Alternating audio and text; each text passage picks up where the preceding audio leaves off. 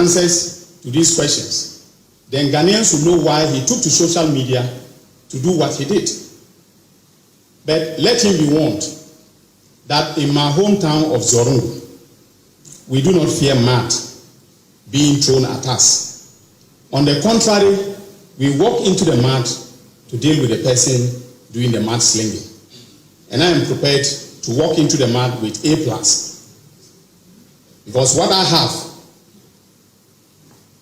about him and the National Service scandal, he should come and tell you, I'm challenging him.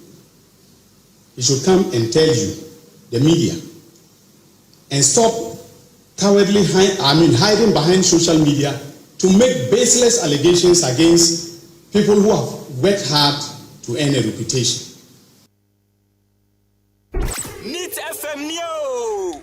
NIT 100.9 FM Suni. Na ene eye juada na ewura kotoni mabosume ne da etosu enum afi empino aduonu enum na mame se abodon kwa pa homiti eye aduonu me manti dwumadi ne de bremu na me manti dwumadi de bremu me amedi ho chia me breme a da kabre mamudu osioma Panyini kwa joda miado na production sini na aso a wode mesi abontene me ofase ma Jerry boni chidom na oyema kwe free yesuso etato na abna frima bankro na technical production sini na aso na no akire no na ya asafo so atme agegina baba engineering team no achu agbo worker kwatie kwa na Jerry na aboaje na adasan kroma yesademra ne se sempro na facilities team no the big solo and dada and Godfred your friend Ubrana na Mapuna DJ Bosco Sammy Yaw na face so no Mapuna and Mills yasademra ne se tetai omo na ehwe ama bibia ede akode amayen nti ene no ma daba maso no ye the biggest opposition party MPP and many other parties ekabomu say the judicial independence of the judiciary is under threat and unti na I was say omotigu montene so eko parliament eko supreme court eko jubilee house na omo etimide petition eko koja ya badwendwene ho ade poti still argument over presidential functions relating to Article 146 said amamrano isi eka na Ghana Bar Association be kan bi wakwa zan so eka bi ensem ni nyina no ade pote pa na ye complaining say president no ye adwuma no atotwumenti a yeguso na ye ka ho asem na processes no mpo ba bia akoduro ni nyina no ye bedwendwene ho penifos be ba betrase na yetimi adwendwene ensem kakra ensoso eho ma yenhwe Democrat ahodo no so no nsem ni bia epuepue mu fitia no peye abaye omapia Ghanaian Chronicle na sema ode baye tiawa o se Baumia worried over internal attacks. Dr. Mamba de Baumia former flag bearer of the New Patriotic Party, as Chronicle puts it, and o se no bi hana kakra ye hua no MPP no no ye toto emane ye ho. NATO she supports a doom and cantonment to 5 victims with 200,000 cedis. And NATO she na marine and then they wapebosia kakra. Now one no de wamana so a doom peso. 1 year so a jashashi and normal catamanto. Odi kama omubi ansana a doom for us one mobi. Nina kabumwa a 200,000 a Ghana cedis and or the coin. Tax expert tells government use at SMS PPP star to rake in revenue. Benjamin Kweku Akolache and Omo Aquatrasia. A year drinking a hono, Nina no leveraging private capital and public-private partnership. And Omo United say a year SML, Pania Omofaso, at the Yoma Jumano. I abino a bit to me, Ashe, Ama, or the Afaxa Quansu, Ape, Ayisika. The ababe to futuronum na boamano. The new publisher, or de aba, ɔde mfonini mienu baako ɔnwenwe baako sekusu ɛna ɔse Osahin makes history during Abuache festival na ukwo eye efutu eye winiba simpa ɛhɔ ɛna Abuache asafo companies ai mienu ɛna ɔmo nyina ye kɔhwɛ wɔ ɔmo betimi akyere eye wansan no na wei ɛna Osahin enti asafo bia asafo company bia no ɛwɔ eye na asafo akyɛ wɔno na ɔyɛ leader of the asafo team no na wei quite historic say honorable member of parliament for efutu na ɔyɛ leader of the parliamentary MPP Alexander Kwamina Afenyomakin for the first time and yayen Osahin ɛde ɛma asafo companies ni nyinaa itneje sɛ ɔyɛ bia papa MPP did its best. Blame no one. Dr. Abdul Hamid and all kind of say MPP don't be ye biano omo ye. Inti yenya yedi ensa church ya ye ho no na yentoto enoma. Na the Ghanaian point na odibaye or say Sami Jamfi slams GBA over hypocritical resolution on Chief Justice suspension. Sami Jamfi na esquire na no me da okwatra news fa na obeka sisi akwa de onim se obegu so atietia eto a yegege ewo Ghana Bar Association mu ana na ese de wa ferry the Bar Association no ensem a ekoso na no ene the Ghanaian point de aba A+ apologizes to Attorney General over harsh comments Kwame Asare Obeng dodo no agi atum efre sanmrane A+ oyamraso bejani ejoma gomuam finfin na ewo finfin mantom na ono na ose okansem bi twro nsem bi de efa Attorney General ho efa baabie ose nipa bi na ekofa fake X account impersonate no na omo de akansem bi ati Attorney General efa baabi so ono aso etwro ye no ono so say ediabenia ni nyina no etwa se opachew se yengum kakra emfa ema no na Daily Post na odebaaye was say MPA boss confessed with IGP to curb fuel diversion lawyer Edigi and the Inspector General Police Mr. Tete Yohunu Christian na omodi din komo kwani approach for be fa so a omo be boa National Petroleum Authority si e ka se tanka for omo fa petrol no nko ba bia na omo atwe afam e de akọ ba be foforo no na ni nyina no ode baaye National Youth Authority CEO leads bold skills revolution with launch of National Apprenticeship Program and also so no National Youth womo epanyini Usman Ayariga Square and all chirichirimu skills apprenticeship yade eba ama abua emabunu. Kofi Juma took 40,000 weekly allowance. Deputy Gihok Chief Executive. Gihok Deputy Chief Executive. Osi Kofi Juma if you there we are no me no biano yamane no 40,000 na se oni okra na yade yemumu de kokoma no na worker Deputy Chief Executive STC State Transport on so say na nakomia waton company na di deputy way The Ghanaian Times na ode ebaye or say 2.4 million Ghanaians vulnerable to food insecurity.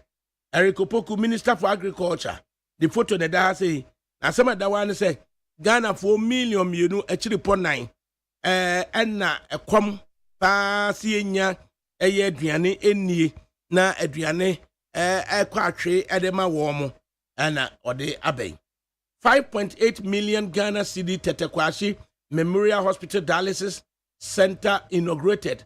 Right Honorable Speaker of Parliament Aban Sumani Kingsford Babin and it's Okoko Techri Emma Honorable Member of Parliament for Ekwiapem Sami Kwabena Ewuku wani etimi edi dialysis machine edi akọ Tetekwashi hospital ewo Mamfe debi ewo ma Ekwiapem Mampon na no and a speaker obi ano ede actually mono. Agnes also needs help to undergo brain chemo surgery.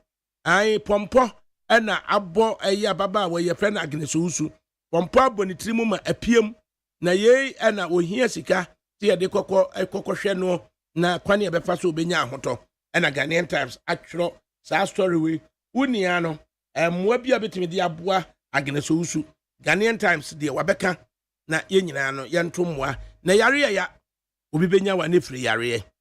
Osi today, stop attacks on journalists now. GJA tells IGP, the Inspector General of Police, and Kwabena Jomfo, President of the Ghana Journalists Association, Ekabi Chireno, say, or how are ye ha in Central Fono? Yenyai, na bibia esusu and concochiri, babia etro. Dismiss asset declaration failures. Government expert tells Mahama. Ghana mampanyini ena ye kabidi chire no se wo mo no mo ye adwuma no se de mrasitie se woni enhwe na woni agapade a ye wo bia no ye ntwotworo ema ye nyina ye nhunu no ode wani so no ena ode afutuma Ghana mampanyini se ye nyina di Bawumia's identity crisis at the heart of MPP's trouble thank you tour. Wase aye Dr. Muhammad Bawumia so jina nifa so jina bunkum eno eka ho bi ena ama thank you tour a wo mo ekwe no ye hunu de ye de eye ye ho the new crusading guide ena ode baaye I will remove his artificial teeth abronye threatens Kennedy Japan eye Bruno regional chairman of the New Patriotic Party Kwame Abronye ena ono Obe can say Kennedy Kwame Akompro kwa Japan ni si etuetua nanim no anya ne se aye wo no ne nsa kaye na se dentist ana ede etuetua nanim a o sa bedwiri ni nyina ede ago asem ben ho nti ni nyina ne se we ya ba nanim ana no crusading guide wode aba na ositsane let's keep hope alive, we shall bounce back. Dr. Muhammad Bawumia and Okabi at the HDA MPP for the insight $2 million Sky Train scandal. AG set to charge MPP's Amir Kumfi as High Court remands Edubuahin over alleged theft of 49 million cedis. Or say Sky Train na yetua $2 million. Ede ama encrophobia yen baby asikano efaye na dwuma bia so ankomo o say attorney general say board chairman of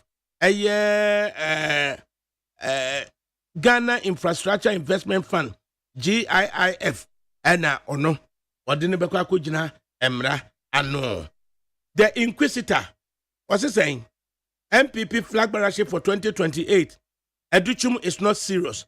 Pablo Azembe na Dr. Say Educhum Facebook post to be by say or no Obabejina as flag bearer of the MPP.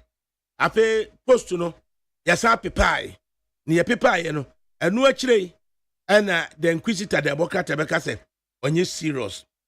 Delegate akwanchefo no was saying A+ makes U-turn on AG. Was Kwame Asarobin ninsem bia okaye ede efa attorney general ho no afede watwe asan ose Manessa petitions Mahama over Zoom Lion contract ose Manessa Azure watro krata de akoma Ghana mampanyini efa Zoom Lion contractor ode adwuma. Court revokes Edubuahin's 80 million bail. Ose nei Edubuahin na yamani bail ma wo be fi na fe na ye de charges akwakobo no ye de charges ne bo no and at the minute trial for the bail no akoba se court na remand no enunti na o say court revokes Edubuahin's 80 million bail na ode ebaye na ni nyina mu no na afi interviews kakra so ewo ho na yetime ede akọ yanim gusuneti neat 100.9 FM.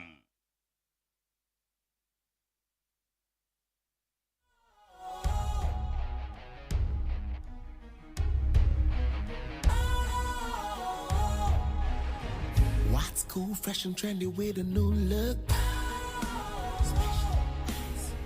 Makes you feel real good, that refreshing vibe. Satisfies you right just the way you like. Do you know? Do you know? Do you know? Ain't gotta do it alone. Specialized makes you flow. Anytime, anywhere. Specialized feel different. Always think specialized. Special Ice Natural Mineral Water. Feel different. Think special. This advertisement has been vetted and approved by the FDA. Hey, catch it. Listen in here. And you ma beto to dia me baba no hwade no. Twem so betumi a. Hey, asew. Hey, now beka. Ya John to mami ensa duku portmanteau. This way chocolate drink. Na kan wo hwe afibian so beri ni waware ni a. This way chocolate drink. Na kan sia. Oh, asew. Wo den kan no tumu ho. Me be mo anu nso wo hye kura dia ka ho. Wo hwade a wapi ho. Wo ka se batete e da fom won. This way chocolate drink. Crash up a baba worry. Asew. Ye fear said this way chocolate drink, ya sorry, no pan on the enum. Ye bishop free genome no snack. Ye nya ho ho anu ye de serve womo. Ye did ye pebibia bogu ya de so a. This way chocolate drink in enum. And this one what's anu a he se kire wom koko wom prick wom bibia wom ade wo hia ni so se. This way chocolate drink. Ye wo hia ani so se. FDA ahwehwe se adwede nkratoe mu agye atum se eye.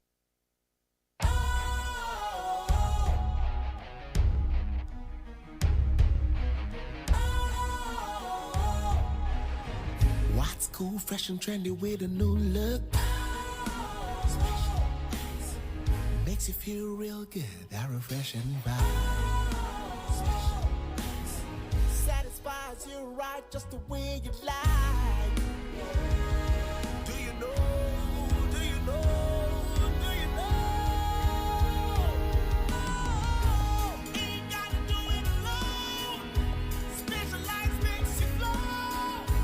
Anytime, anywhere. Specialized feel different. Always think specialized. Special Ice Natural Mineral Water. Feel different. Think special. This advertisement has been vetted and approved by the FDA. Hey, catch it. Listen in here. And you ma beto to dia me baba no hwade no. Twem so betumi a. Hey, asew. Hey, now beka. Ya John to mami ensa duku portmanteau. This way chocolate drink. Na kan wo hwe afibian so beri ni waware ni a. This way chocolate drink. Na kan sia. Oh, asew. Wo den kan no tumu ho. Me be mo anu nso hye kura dia ka ho. Wo hwade a wapi ho. O ka se batete e da fom won. This way chocolate drink.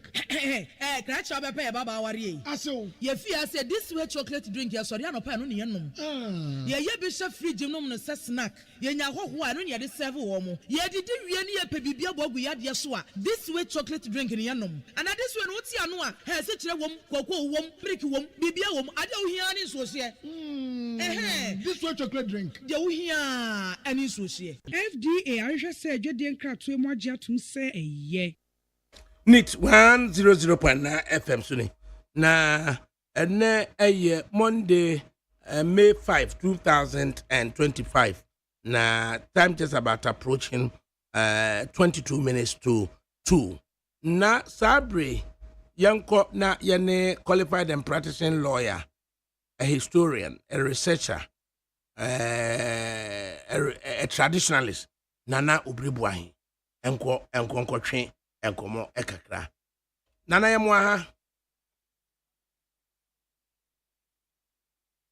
ha na mejo adaka bro nana na uhumpo etisen oh na woma yo enipa bi esusu say Ghanaian judiciary is under threat as a result of which mpoa the New Patriotic Party and other parties Omatiagu Montin so ene se wane eko na ye the petition akoma judicial service for na ye de bisu akọ Ghanaian parliament near the bisu akọ the seat of government Jubilee House say processes Ghana mampanyini wɔfa soɔ sɛ Chief Justice aya suspended no na afei nso ɔse 7 new judges to the Supreme Court no. It amounts to a threat to the judicial independence ɛwɔ Ghana ha. I don't know ɔmo si abɔnten. Nana, what are your thoughts on sir assertions here? Oh, bro, chair T4. You know, my candidate opinion, but to oppose the lawyer.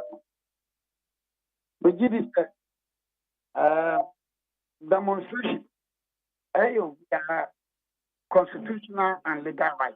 But I think You don't kapa nana. I will be constitutional and legal right. And the didn't be theatrical.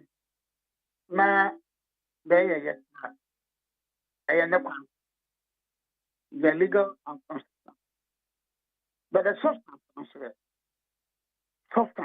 of the matter. Abakabo, let me be very honest.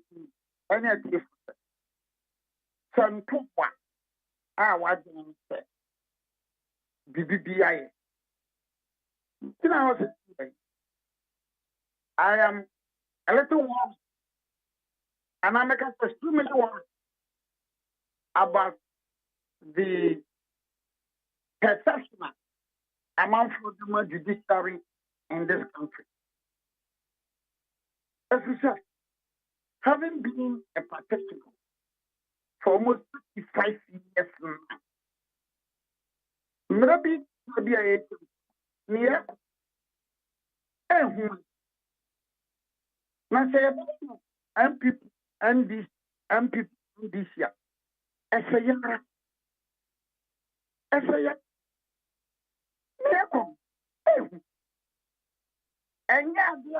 MPP and this MPP and this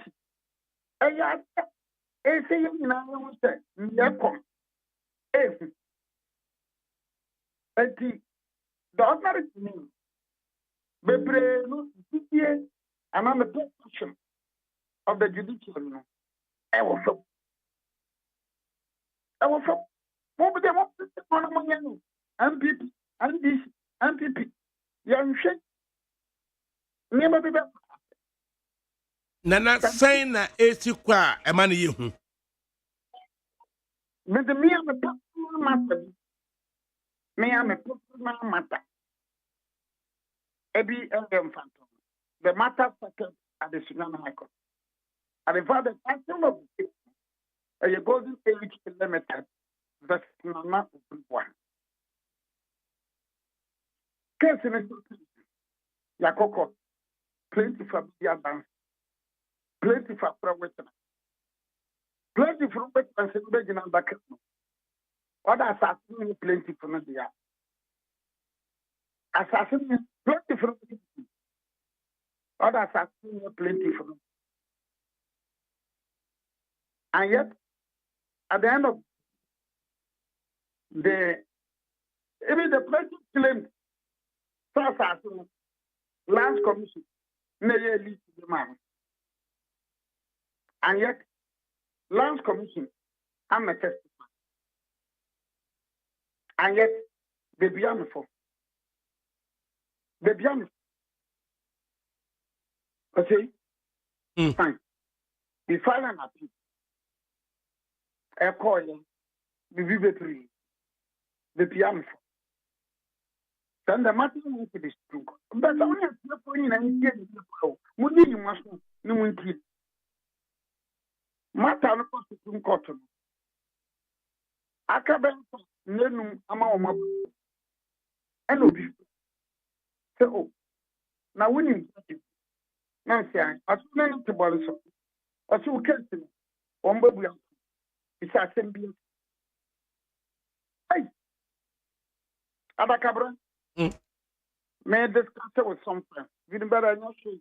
German, been better. My children from that. Abacabra, I file or I petition the then Chief Justice. Chief Justice Ethical.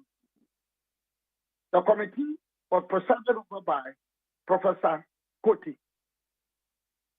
The committee, the Kokasa, but the Madam for Kokasa. Judge, you know, I am so far. Okasa. Committee no. Appointing time, Judge Nikasa, a 20 years man, you have to. A Supreme Court, not to get you have to. No, we were 10 years. Because I'm not going to. At the cabinet. Yetio Panana. The next day, now, yeah, and the next. Sabana, no be still for John. Sabana, no be still for John.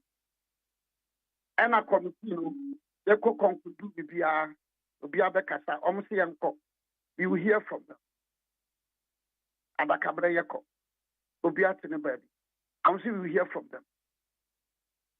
And a cabaret, no one that could be from and then because Supreme Court. Now, case has been a golden age, someone or maybe no Supreme Court, none or near Buya for.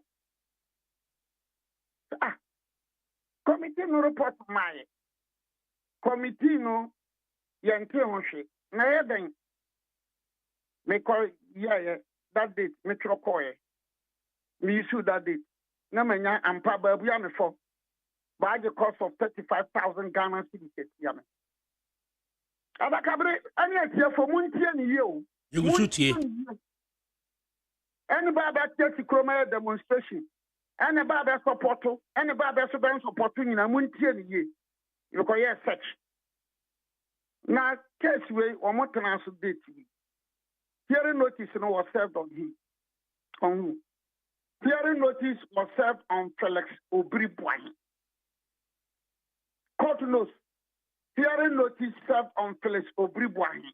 It is deemed as service on Nana Obribwai. Adakabre. Hearing notice served on Felix Obribwai is considered as service on Nana Obribwai. Supreme Court of Ghana. Supreme Court of Ghana. They went ahead and delivered judgment against me. Supreme Court of Ghana. This is the Supreme Court of Ghana. We case in Yesi.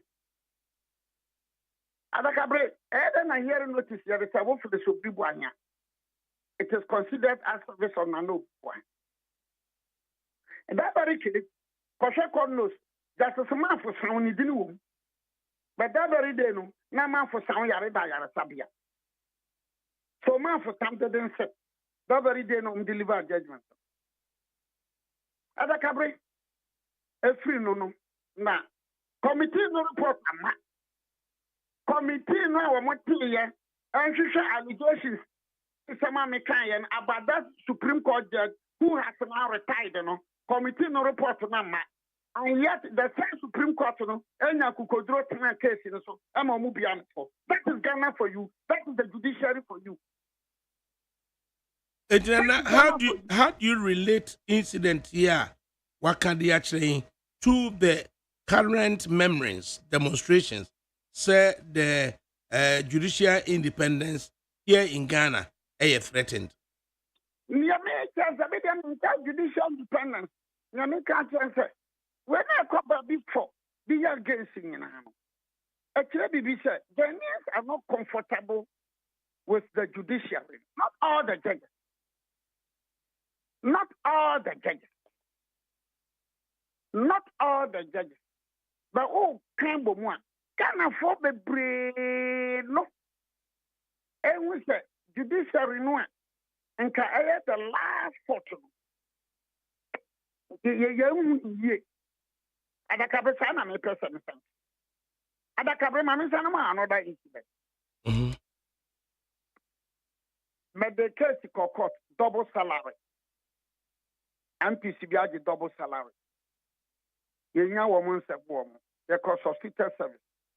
Daily graphic publication. My name is client Pamba for Abranya na yena UPSK at the year publication in the paper. We went to court case in Basel, I think November 2022. We went to the Supreme Court.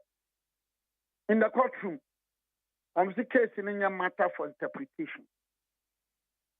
And the petition. Baba Besram, Strabestram, who, why did any sway? And this is for crown anniversary, you, double salary. NDC MP side double salary. Yet, the Akokotono, MPP from paying for, including secretary to them, a cabinet minister. Hey, Baji Benis, Bafari, one traffic. And a matter for interpretation, yeah, Neko High Court. Adakabre, 22nd November. I think, yeah, okay, I think 18 or 19 November 2022. Tell me the dear make a sense. Supreme Court ruling on my out. Double salary. Supreme Court ruling on my out. These two incidents or these two cases, I'm not can't on it for MOB Amoto. MOB Amoto. Maybe I'm in politics, but I'm saying, sir, President Mahama or Beban and this forecast say, I Judiciary no, on the channel or the Omni Passion. Some President Mahama met them, I think it was 2021 or 2022.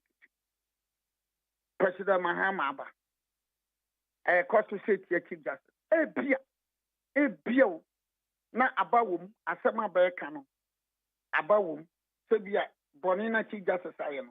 A beer, your China mecano, a beer, not about whom, and so, some not baby can and tea. Among for better or Matia here. No, because I say my can. You're some about could be. And yet, compulsory so be a do court of appeal a so-called Supreme Court. But Metaka, and yet that is thing none I met my bomb, but you will be a luby dear. Men know when you free meeting your country. So Zamefe, don't know Zamefe of Zamefe Commission and Dennis Ajay. So Dennis Ajay, and Mr. No Zamefe. The kind of judgments and no rulings are no many. Now, and your force says you do a Supreme Court. But I mean, I'm imagining one. Sunday, I'm imagining. They also promoted by the because on far Ben Coy. But now, no, be about no promoted back. And did you see, sir, Adakabre?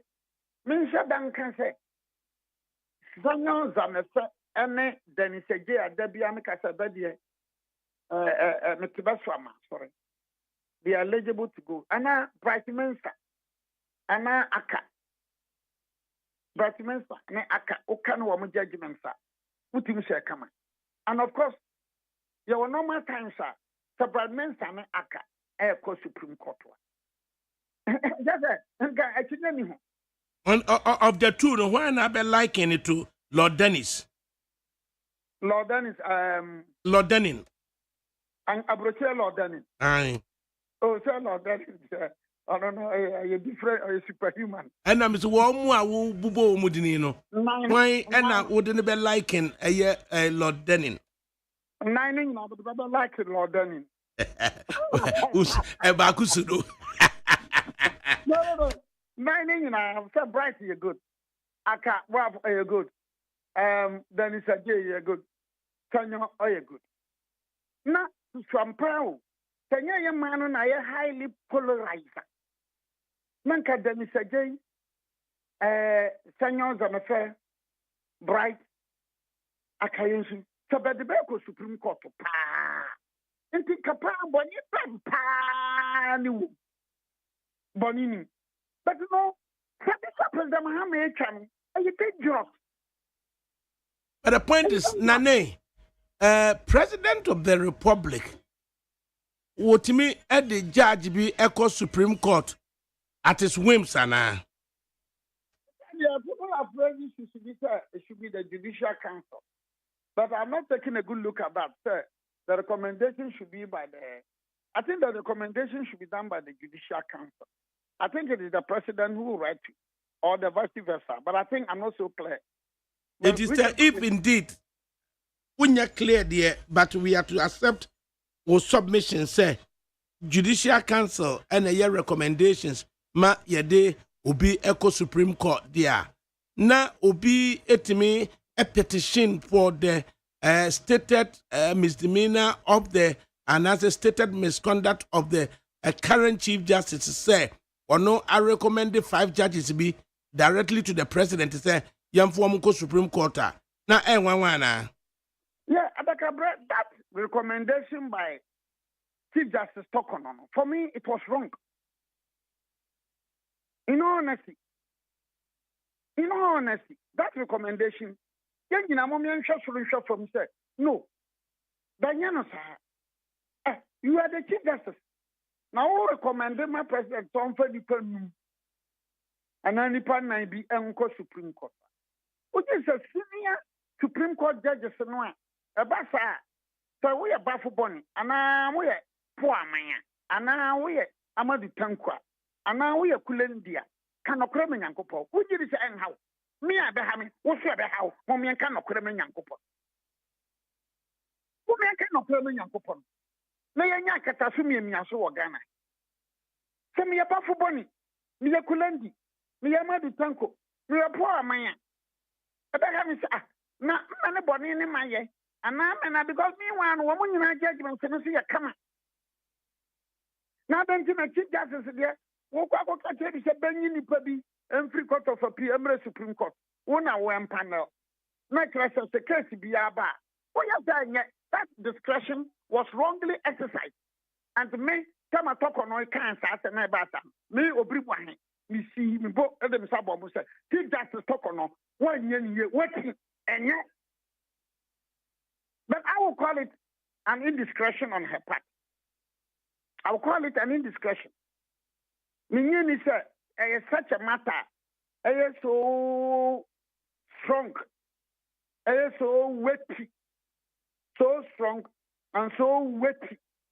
Say, Anunti, young fam Pamono as Chief Justice.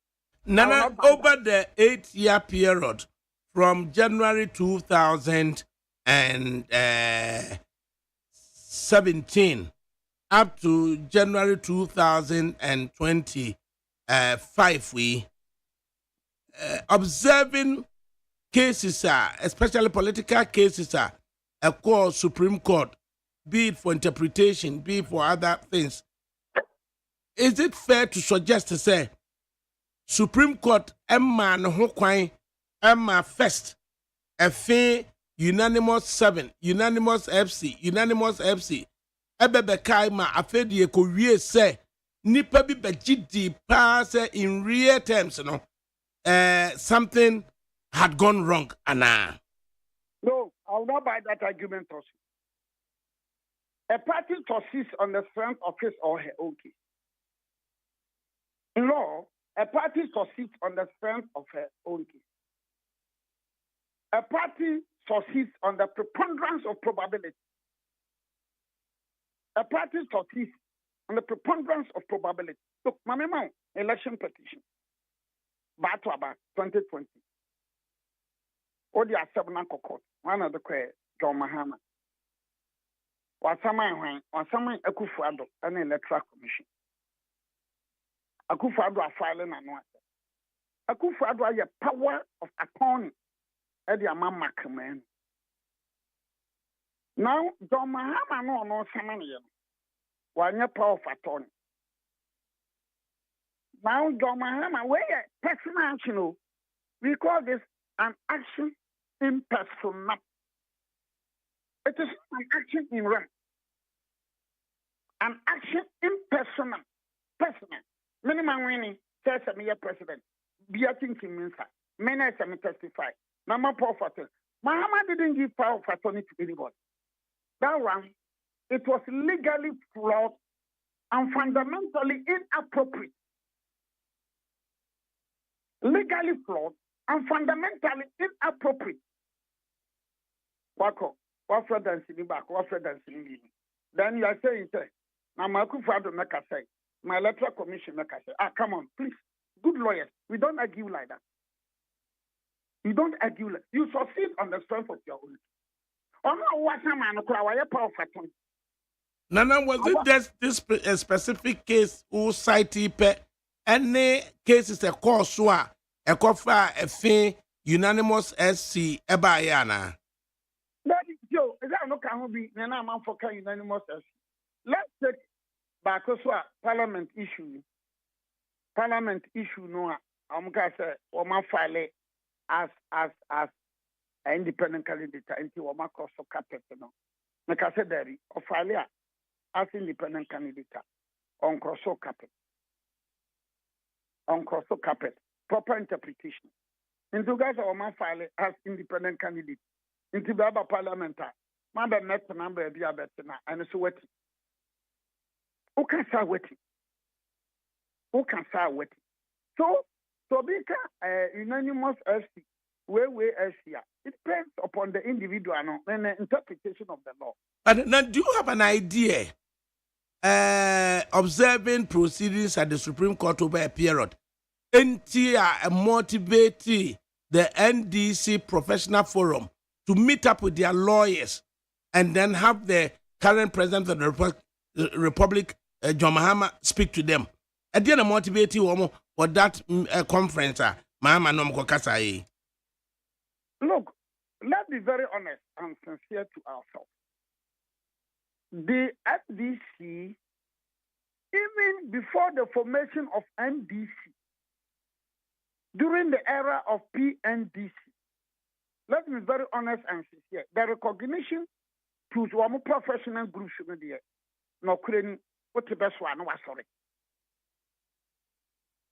The recognition of the PNDC and then NDC by NDC recognition to the professional groups. From 1992 to 2000, me case a lawyer need Yara Ghana for the NPP.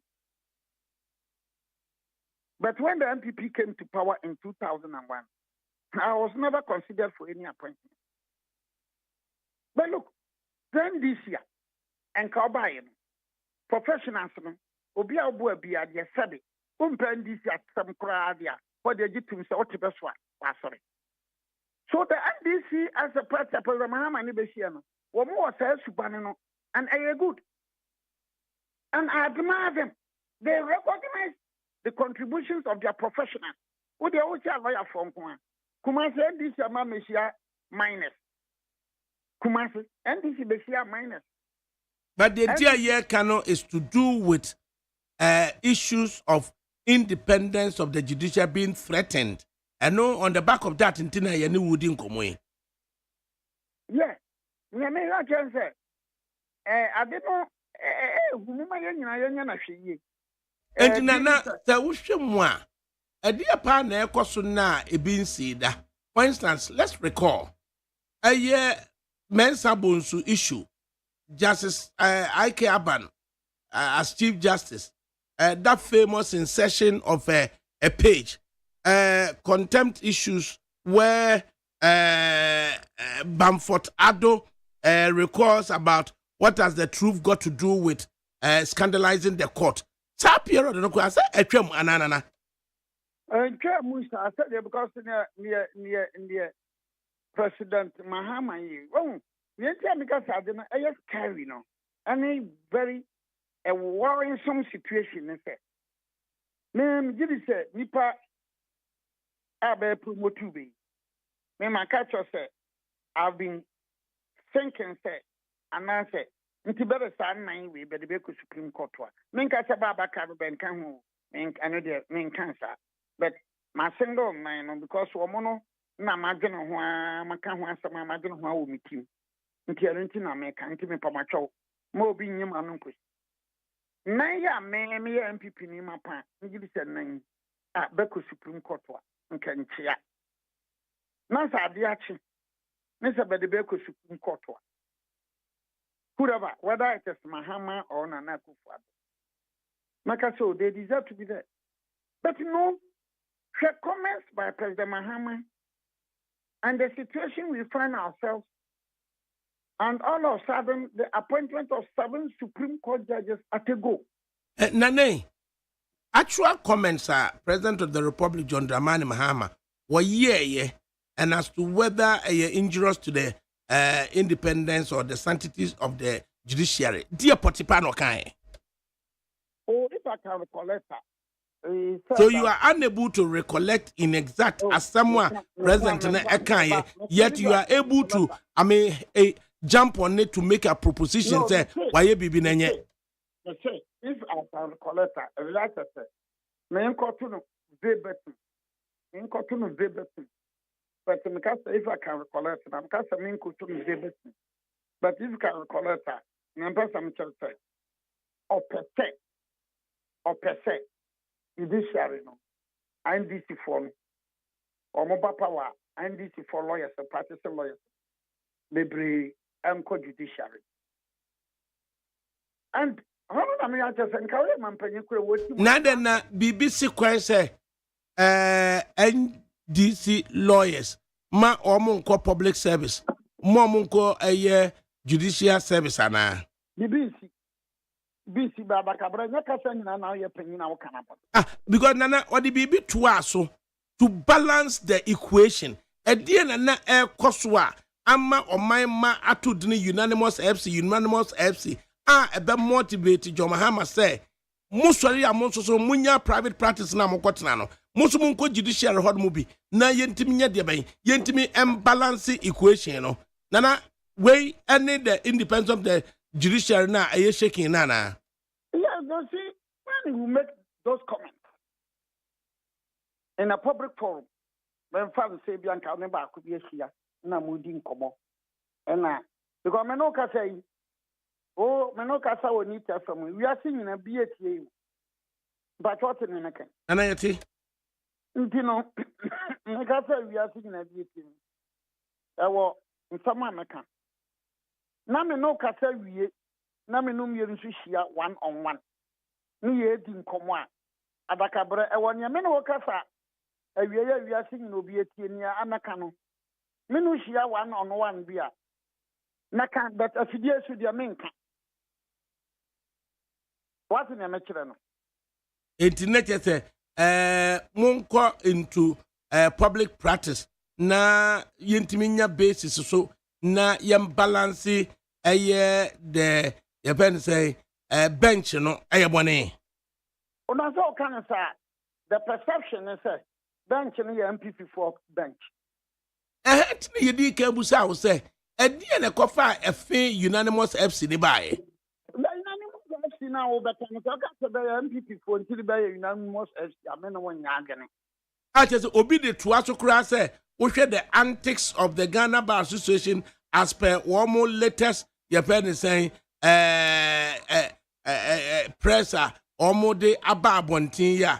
Is it okay for anybody to suggest say as a more preponderance to a center of the right ideals nana? No. You see, people are not being fair. Look, at the Cabraminu, sometimes we should ignore those who indulge in such reckless, loose, and unguided statements. Because this things happened during a champion era. And this things happened during the Kwame Nkrumah's era. And this things happened during Jerry John Rawlings' era. In 1988, Ghana Bar Association cast a Beko Matters Deno. Adeba Chamayako, Okuja Tonum in our Manchichuomo. Said the idea, Omuko offices, I said, be Johnson Johnson, and Hukrano. The bottom line is that the history of this country, no better I was said. From Kwame Nkrumah, Akukwasa in 1963, Ebano, anything the air. See, justice any problem in this country. And anytime there is any problem with the ruling government and the Ghana Bar Association, CPP, NRC, SMC1, SMC2, PNDC, NDC. For that one, it's a notorious fact. It's a Muna, Bidumback, I said, Ghana Bar Association, Wada, no, sorry, no. I call it in Simon. When under 50 legal practitioners from the Ghana Bar Association, over 5,000 members could just subscribe to a petition asking the President of the Republic to more or less eat back his words in suspending the Chief Justice. One no ya adwene. Me only agene, but no, looking for myself as an individual. No. Many by agene because I belong to the Ghana Bar Association. And this is a decision taken by the Ghana Association. A 2-year member, who could be one could be. It's a bit The bar situation be right. Oh, many by agene. I am that I have many personal observation. A personal observation, I say. A personal observation, I say. No, the Ghana Bar Association, I can. But speaking as a lawyer, there's a problem I foresee. Problem is saying, because the Mahama was suspended Chief Justice. Wa tuaso ede His Lordship Justice Bafo Boni aba. Wa tuaso ama Justice Bafo Boni were issued directives. Will it be possible for President Mahama to say, Justice Bafo Boni, me anam kame boa sanaba tanase? Now, those directives in Bafo Boni issue, I don't have problem as a country. I just said directive so issue, you know, administrative directive that is linked to the office of the Chief Justice. Now, nipa be can say on your substantive Chief Justice, and for that matter, he's unable to issue such directives. It's not a day and Nanamopasi. No, it's a big term on your substantive Chief Justice. Both me should those directives. I mean, any pakron yagan. Me imagine say, Tankatemwa, President Mahama can say, was suspended Chief Justice. Na onyama Bafo Boni Mayen. And a bar association, no, ye can ya, may be a Tamran Kamahama Bahman Sokakra. But Mahama was suspended Chief Justice. President Mahama Sina Kwenenim appointed acting Chief Justice. Acting Chief Justice and Swakonenim at the directives be about. So it is not going to be easy. And it's going to be perhaps practically impossible for President Mahama to tell Chief Justice Bafo Boni say, I think Chief Justice me and him can sabra. It's going to be practically impossible. If indeed Nana Obribwahe with so many years, Achesenka, what Chief Justice Kra Manka will be in retirement on what this view say practically impossible. Adia, President of the Republic, John ne discretionary act. Nana way. Ne discretionary act. Nana way. No, you. Me answer. Ghana Bar Association, you better really be here. As a member of the Ghana Bar Association, I'm bombarded. But remember, me now actually personal. I may be wrong, I may be right. I may be wrong, I may be right. The personal observation. Every crampa, say you American say, hey, Nadi, and you move to the resolution, and you move to the free say. President Mahama Konenim at the Bafo Boni about His Lordship Justice Bafo Boni. Ama His Lordship Justice Bafo Boni is not Konenim at the directive Sibiaba. So is it going to be possible, sir? Young sign. Well, me a mood. Nana Buami Kakra between Justice Paul Bafo Boni and Justice Gertrude Arabai Saba Saki Tokono. When in terms of a year age spent at the bench, no, why na penny? I think it's for Bafo Boni. I think I'm not so sure about that. Ebiam say, me Saki Tokono. If it's the time at John Kofuade Paul Bafo Boni eba Supreme Court no, na Tokono Emma Supreme Court. Tokono eba Supreme Court I think 2019. So and now Paul Bafo Boni so ba Supreme Court 2008. 2008. Bafo Boni by 2009. And the memories, underlying memories at the judiciary, say Bafo Boni ye penalizing over a judgment or no support to majority view in 2012. Say election petition, you know, ye china so some memories in an TV. TV. But the first time I say, me because you know. Mine about recommendation, the Judicial Council. Foster me afraid. Justice Kwame Afre. Yeah, I think Foster, one of them was a dean at the law faculty in 1966. Kwame Afre chira de chair more. Sir, Foster me afraid, you know. One more chair, and chair was court of appeal. And so I took over as practitioner. The man so a Supreme Court. Until I had the above my young shut down. But the year Shannon say, still, I see a benya one tiasia, a year a fee unanimous FC, unanimous SC, any motivation. A Bema John Dramani Mahama, I encourage NDC legal practitioners. She womunya say omo pep a private practice no, but you are da wudunum. Na omo nhwe no mso nko public practice na yentimi enyusu omo so mfam balance equation eno na emi ebusebusa sanma tadio sorry near humiliation a onyaye at the hands of Gertrude Tokono no na watch video ni bi yeah dan you for video na answer I dia no I speaker of parliament dia no ekwane a your friend saying near humiliation a tadio story just yade kana pampamu ma ne to ahwe akonwa sese pan transi abakavre we ho no ma o me hwe ne ya kan near humiliation we need to be very careful when we make such comments. Tadio sorry is my friend. Now Yako Court, District Court, High Court. I went to the High Court in Kumasi recently. I just said near humiliation no one peneso. I said nana it's a official bantanoa. Other justices of the Supreme Court now we share woman him. Now we share where so employed. At finally time about say Tadio sorry bo mami so musa or didn't to pima kunyaso na hwe. Oh, you should near humiliation of the castle. Abacavre. It's missing near man, Gazem near. I was in near, and I'm saying Tumudo. Functioning Tumudo.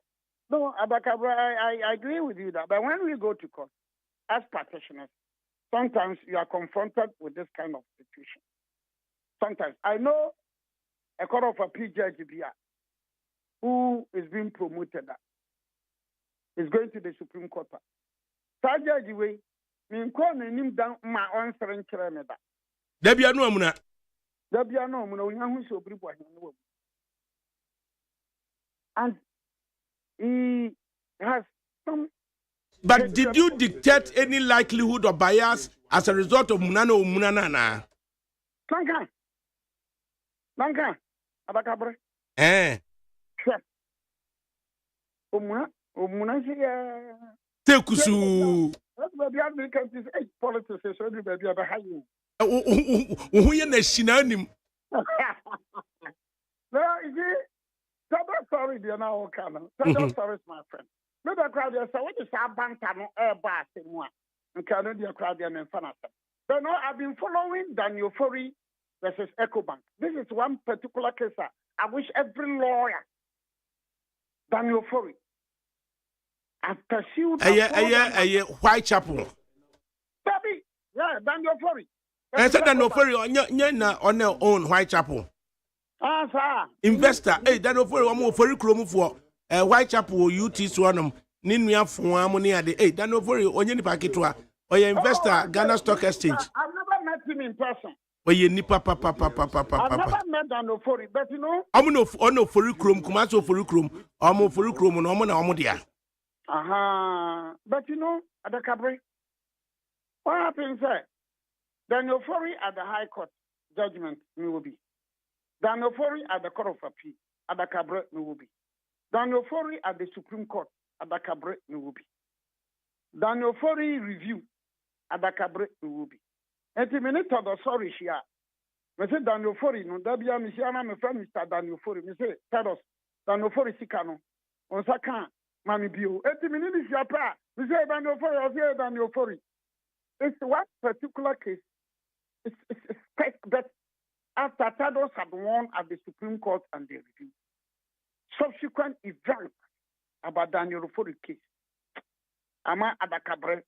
me were aho. Me were aho. Men ka se me ne me ka no ewom.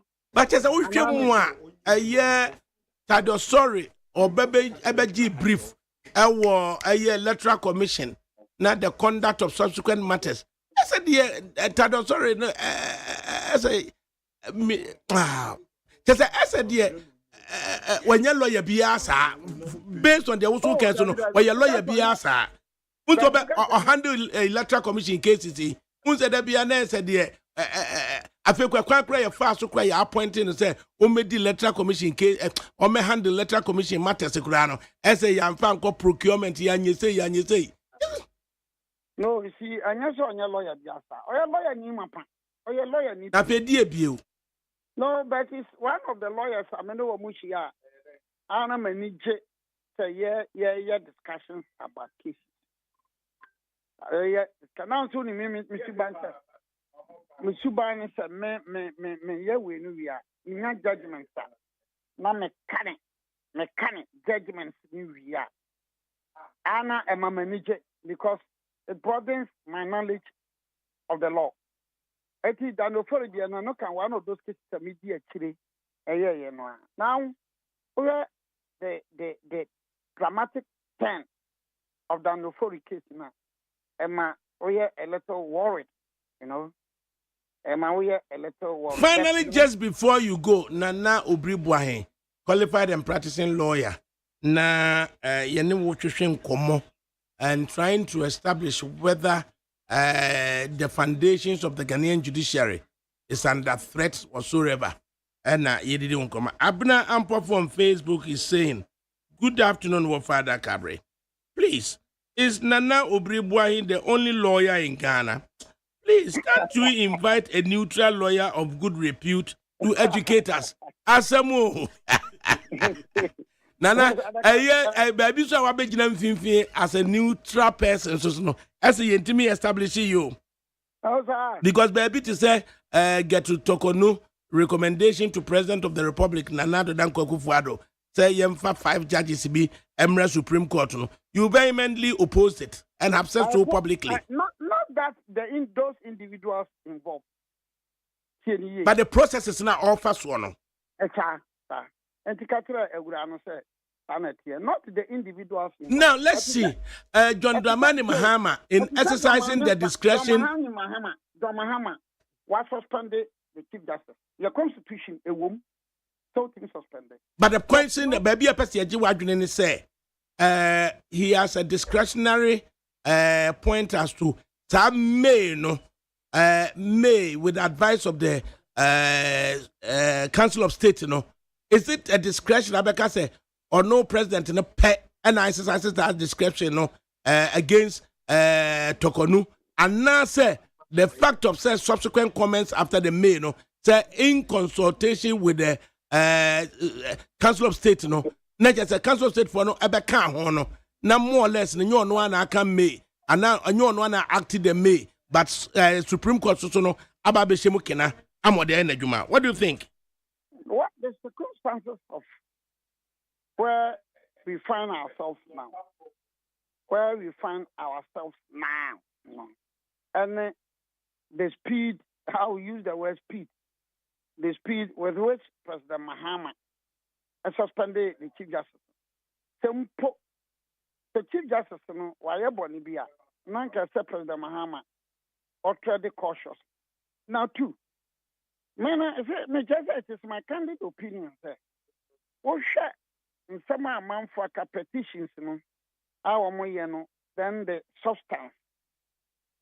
In our fairness, you say, no more to warrant this suspension. This is my candid opinion. No more stated misconduct such that and yet strong enough to warrant. Exactly. So why would you not wait and expect to say a panel now at Nasiano may submit to your views?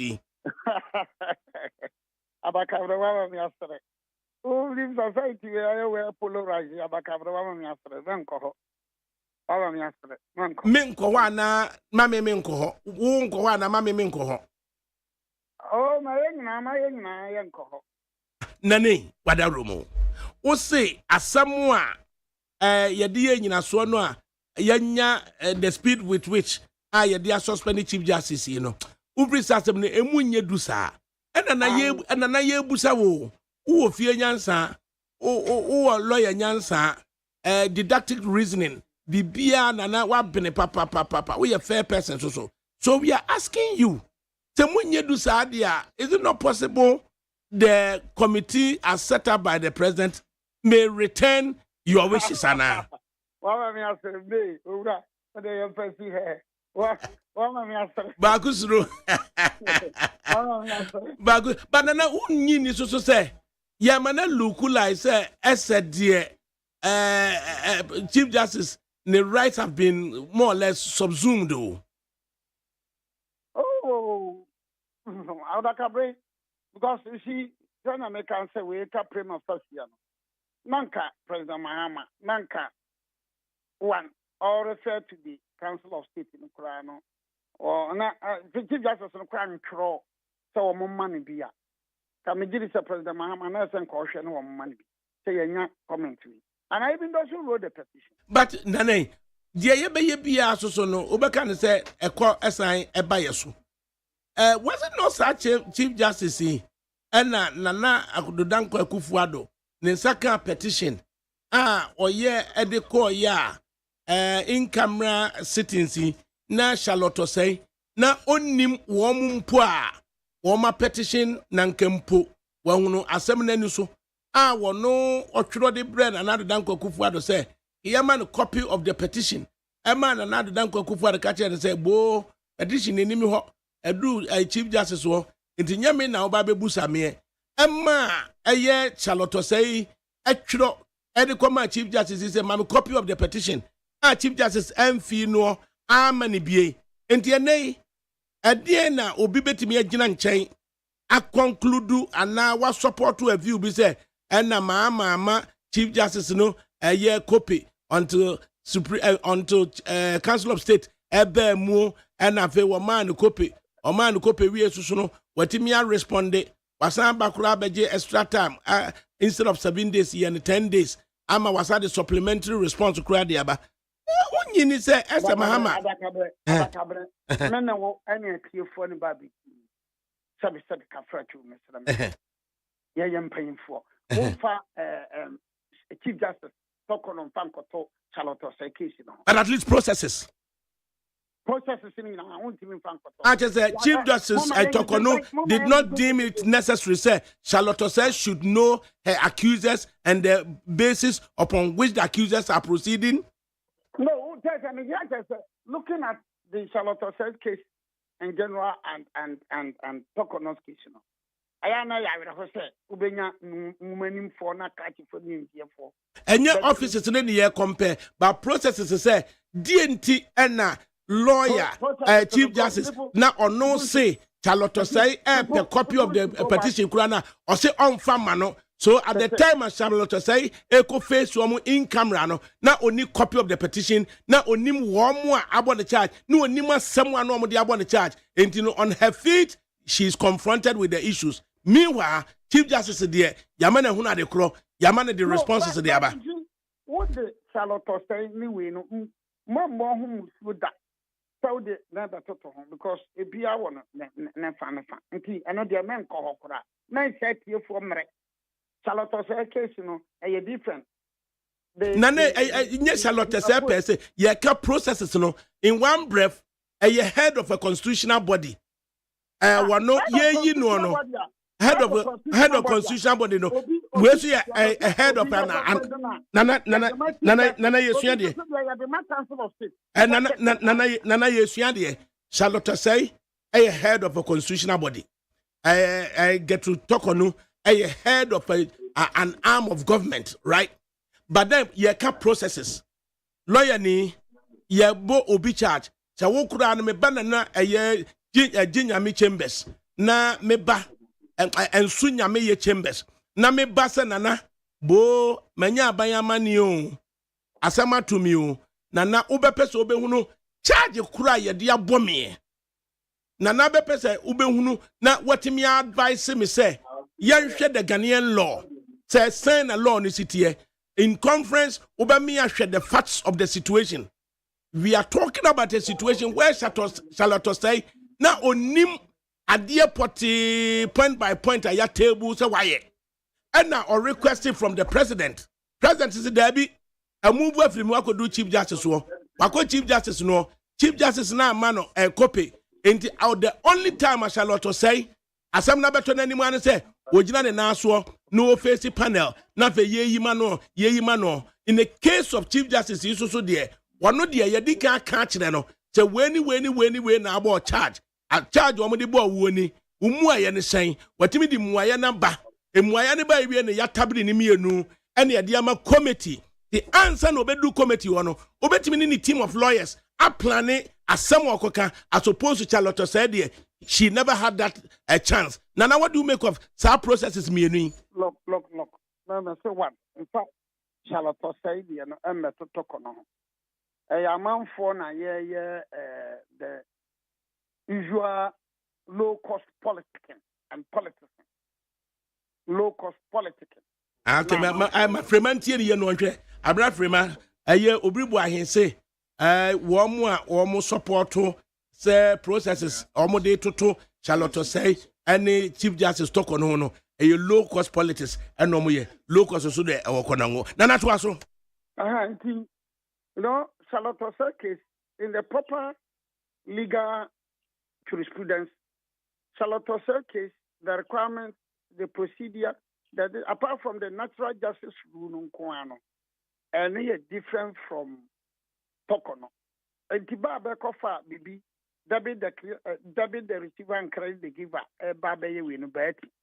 That is point number one. Point number two, who were the petitioners in the Charlotte case, and who were the petitioners in Pocono? Another issue for us, looking at the Supreme Court decision in the Franca Jechum versus the Attorney General. The decision of Supreme Court. What is meant by the prima facie? The ingredients which constitute prima facie. No, so please, I can talk on the Abana something or kind on catch on some fast Charlotte said the intention. A do Charlotte says so, you know, semi. Now, the truth of the matter, I mean, the person can say, Sir President Mahama, so as discretion by suspending the Chief Justice within that given situation and the circumstance. That discretion, that discretion, it was not well exercised within that given situation and the circumstance. Unfortunately, that discretion will make us well-founded, well-exercised. But nansa uye lawyer wasuan de na unim de se wo hwe eye Kwame Nkrumah on that decided case odi say akukọ sa adie say akukọ sa hwama ya discharge ya kire ene tawia dama fie mu ne ade a bibi o hwa betimi asua ene die ya asie ya na. Yeah, you know, Kwame Nkrumah was satisfied with the decision. Kwame Nkrumah felt that when Alhaji Kwaswanzi, the then Attorney General, insisted say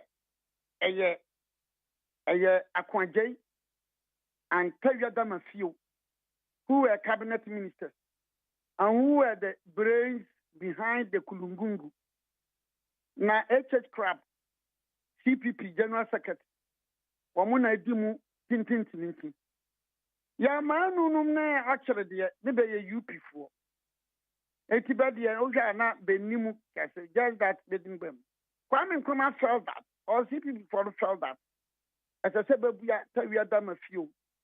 Ne Akwaje and a crab for. Because baby a dream, the who said Bedimu Akotanamapa.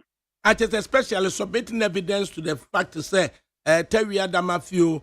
Eden Kasa after say bomb no detonate or say egbo eti sa egbo alo ho no no say obi a wobu say na akwa wu ana it na just say bibi sa ewom So Kwame Nkrumah and the CPP thought, look, Kwame is never here then. No, Mkoye, Nakukosa. You see, they're coming back to Aban case.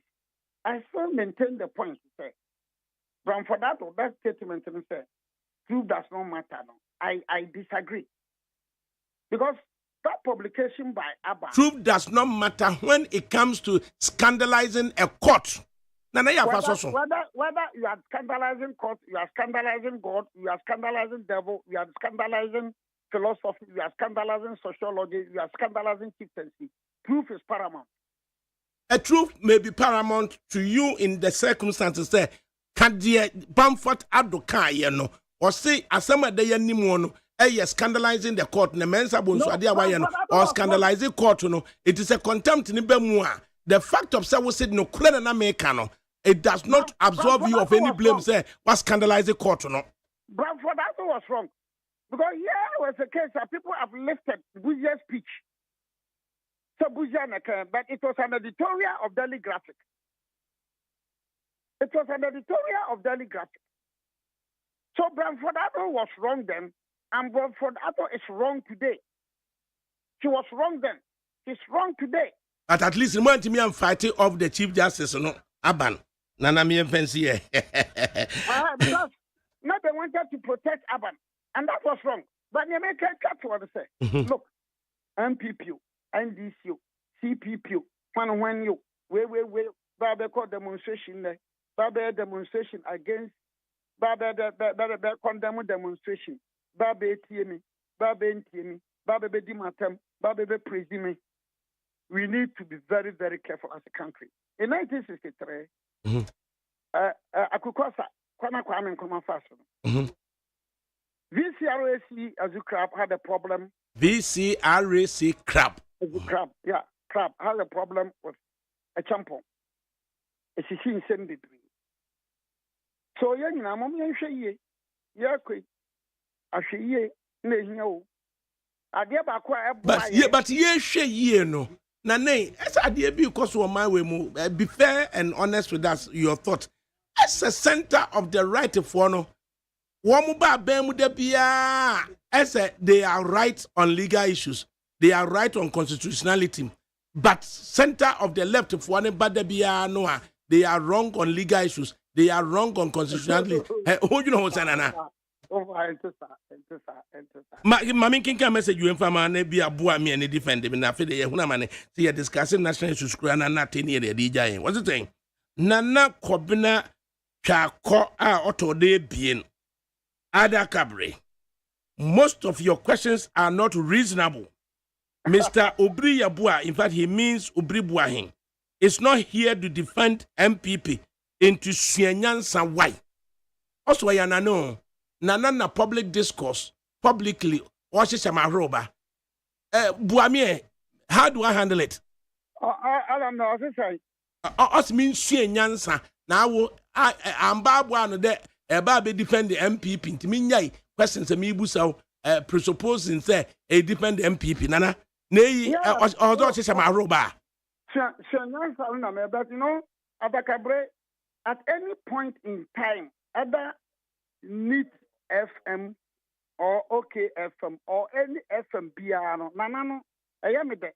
Every time I'm going to say, me neutral, and me ma intellectual and academic presentation of issues. Any point in time, even if it is a matter affecting MPP for Krampa, me proper evaluation and effective analysis. So what I mean? Anytime, if it's a matter even affecting NDC as a party, Miami MPP no from ya, proper analysis. And in Yanano Cano, Montie, near Urano Cano, a Urano beyond the account, but Obio Betium, Obiasa, what Timmy Castle look as for this way at yet, no Crane, Yunipa Bacopa Cano, no Canisa and Kagana. Nana me empensia. Now what fast so yan what to for? Say Canada compre kona ubeka say basa ube personal comment say ubi senye ne sen aye de wo no na doctor na de ahihya ma no na bedwire gu de ase nse yo bye bye yanking messages kakra na wo bribu ahe ana ye ne na atwe nkomo mpanifo no so atena se Benjamin Esare coming straight from the hot streets scorching sun of demonstration owie ye na wako agbamami agbamami de kwan wa owie no ko banku ye wo adabraka kra ma Lominava owie no ko Lominava Afrikiko Afrikiko they said empanifo and what about 300 cities? What will be? Me Yamiadum, me we demonstration na police in Bakwa. Would you be house gate in Ano? And Okache me say, Nkomobi ana me no be dino. Any ham. Me uncle no to fufu man. And to fufu man. Jono Neja. O mami 200 cities. I'm dia could do intimate am yet. Police now 200. Say omu pay. My hammer by omu pay.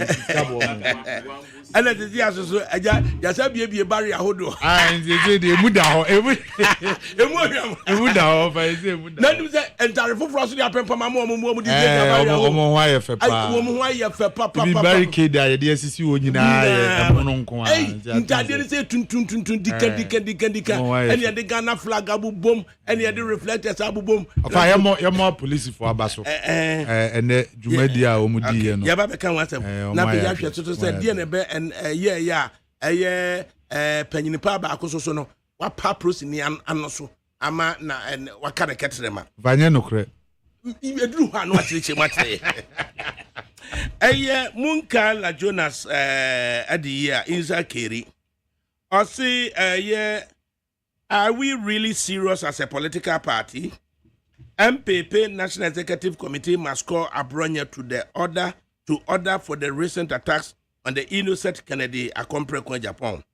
Embarking on thank you tour is ending as attack on persons while party executives are watching. So when are they going to discipline Abronye to respect the party? Kennedy is the live wire of MPP, whether we like it or not. So why the attacks? If they won't call him to order, we the supporters of Ken will deal with him in any regard. Mahama Dunso, Osada Kabri, don't you think A+ needs a psychiatrist to evaluate him?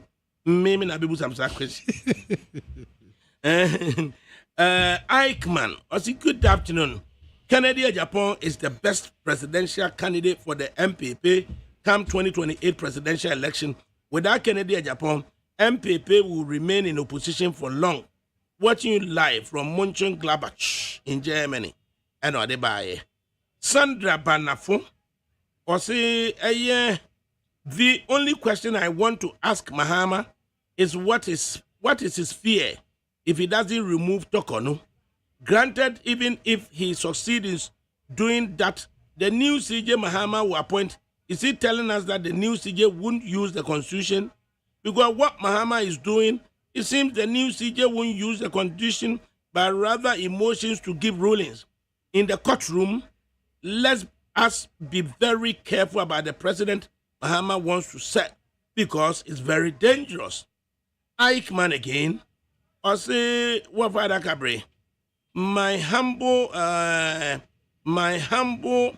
request is that Kennedy Japan must not give Abronye any attention and focus on his presidential ambition, because what Abronye is doing is a setup just to distract Kennedy Japan's attention. Still, no Kennedy Japan, no vote. Watching live from Mönchengladbach. Piaga operation save the judiciary now. And now Odebaye. Authorist Nana Kwesi Apia Sechi. Akufo-Addo packed the Supreme Court and the judiciary too much. He caused all these problems. Resetting the court is a necessity and a must to heal Ghana. And then Sandra Banafu again, Ada Kabri. Let's be honest though, I'm not a lawyer, and maybe John Mahama is acting in accordance with the Chief Justice issue, but do the know? But do you know I'm struggling, Sandra Fatem. But do they know the only problem is because he made a promise that he can work with the current Chief Justice and that he will balance the judiciary. So based on these remarks, it has made it easy for Ghanaians to predict the outcome of his investigations, which is politically and motivated. And trust me, no amount of evidence Tokonu will put us still. Mahama will remove him. And this president is very bad. Let's not entertain him. Fuseni Adams, I say, good afternoon, big boss. I'm watching you live from Ashaman, and I greet Joshua Akamba and Chairman Joe. Mensa Andrew Kessie, the MPP are still dreaming of the devastating 2024 election defeat. James Brown, Adakabir will always call this look-minded lawyer to talk one hour. We don't benefit, I know, from his chaff talk, James Yamontumbuat. Daniel Edu, good afternoon, watching you live inside Doha. Ubribuahin is talking nonsense. Hey. And Abraham Pofu, good afternoon, Wafada Kabrim. Please, Sister Nana Ubribuahin, the only lawyer in Ghana. Please, can't you invite a neutral lawyer of good repute to educate us? Asamo. And Kabna Sante, or say, for the MPP, when they are in power, they think it's their birthright to misbehave, act unconstitutionally, and even use illegal means to achieve whatever they want. But when they are in opposition, they then become advocates and proponents of what is right, lawful and constitutional. Bunch of chameleons. And or they buy, yeah. Then Daniel Mens, or say right hand God, but left hand no, or say right hand good, but left hand no good. When it was Charlotte Osei, we all went off. But with this old Osunoma Ame Tokonu, dear, we should all make noise. Are we mad as a country or under a spell? And or the buy, Abraham Pofu again, also Wabada Cabri, please stop torturing us with Lawyer Bribuahin voice and analysis. Andrew Kotoko Kese, in comparing how Akufo-Addo executed the removal of Charlotte Osei with alacrity and that of JM process of removing the CJ, which of them is following due process and who had not? And or they ebaye na optimistic Yusuf Saidu. So, if any public official misapplies public funds, will he or she considered as a minor infraction as you guys are crying? Daniel Mens, well, for this MPP oath don't make any sense. Can we allow this? Oh, ready. As Mbeni. And Daniel Mens then confirms, I now understand why Papa J killed the judges and the MPP forefathers. Hey, also there. And then James Brown, he means Charlotte Osei is not a human, but Chief Justice says it's a human being. See this man. And or the Ebaye. Fellow Ghanaians, come and Sapila too. Let's save a judiciary. We don't allow NDC to destroy democracy. And or the Baye. Abubakar Idrisu, Adakabre. Just imagine the hypocrite so-called lawyer. Ask him about Saxi Don case and listen how he will lie again. Umar Abbas. But for today, you are intimidating Obribuahin with hard questions, but majority of Ghanaians are behind the government. Obribuahin, intimidation. Yeah. Andrew Kotoko Kese. Obribuahin should stop that hypocrisy. It's got to talk on no human than Charlotte Osei and Odebaye. Optimistic Yusuf Saidu. Only those crying about the potential removal of Chief Justice are the people who looted the state for the past 8 years. And Andrew Kotoko Kese responded to the so-called Ohineno. Osi Jai Jimino, do you have managed to write such stupidness? Oh, Jai. Oyanana, the woman nana funatan. It is a nana kropofuma. Mem fado and Shana Namina roba. Aye. Nana Mutu na Yanana one and the Wukri Crayon. Is that a nana krofuma. Mem fado and Shisha Nanamina roba. From a Jabata, Akuti Suhumuno, until MPP changes its current leaders, who behave like dining hall prefects in Sunia High School, they should forget victory. Mashak Asante, and then he goes. The motive behind MPP's Keep Fit Working today is to impose Dr. Baumia on MPP as flag bearer. The camp of Canada Japan are wide awake. They are watching closely. It has nothing to do with the suspension of the Chief Justice, because they themselves know their so-called demonstration will not bring any change from the decision President Mahama has already taken. MPP. Agu.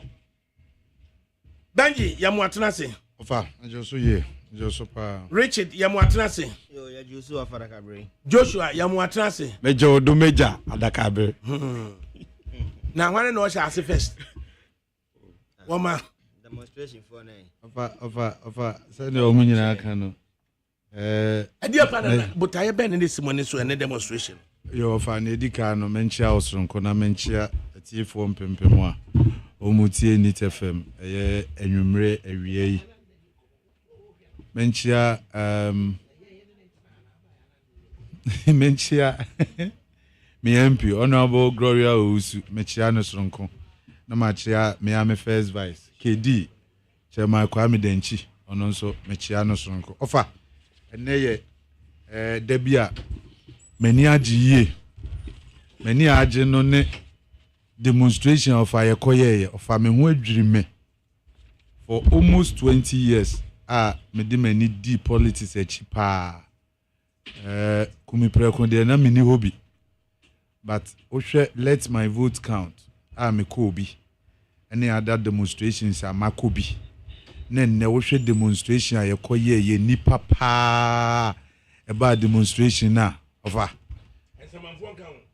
eye me nwanwa say MPP omo awu be 2010 years nyina na asori na omo ba demonstration no kra menti ase enipa baya ma ofa se wugina Jubilee House animu ho no mo a now to ani se ne wo de 37 na from 37 ebe pim Jubilee House animu ho no na kire se ekwa no mu aye ma aye red and black a kire se enipa eba demonstration no ma hu se TV stations ni bi eka 40,000 ebi say 36,000 omo nyina eka but media o hwe me view pa me mpese me ye ni too much no me no omo ka 40,000 no ebe ya adwen because enipa eba demonstration in fact me hu bi sa che na Accra hanmo aye black and red utimi say enibra ba Ghana for dodo na ani abre say ekwaya yewura John Dramani Mahama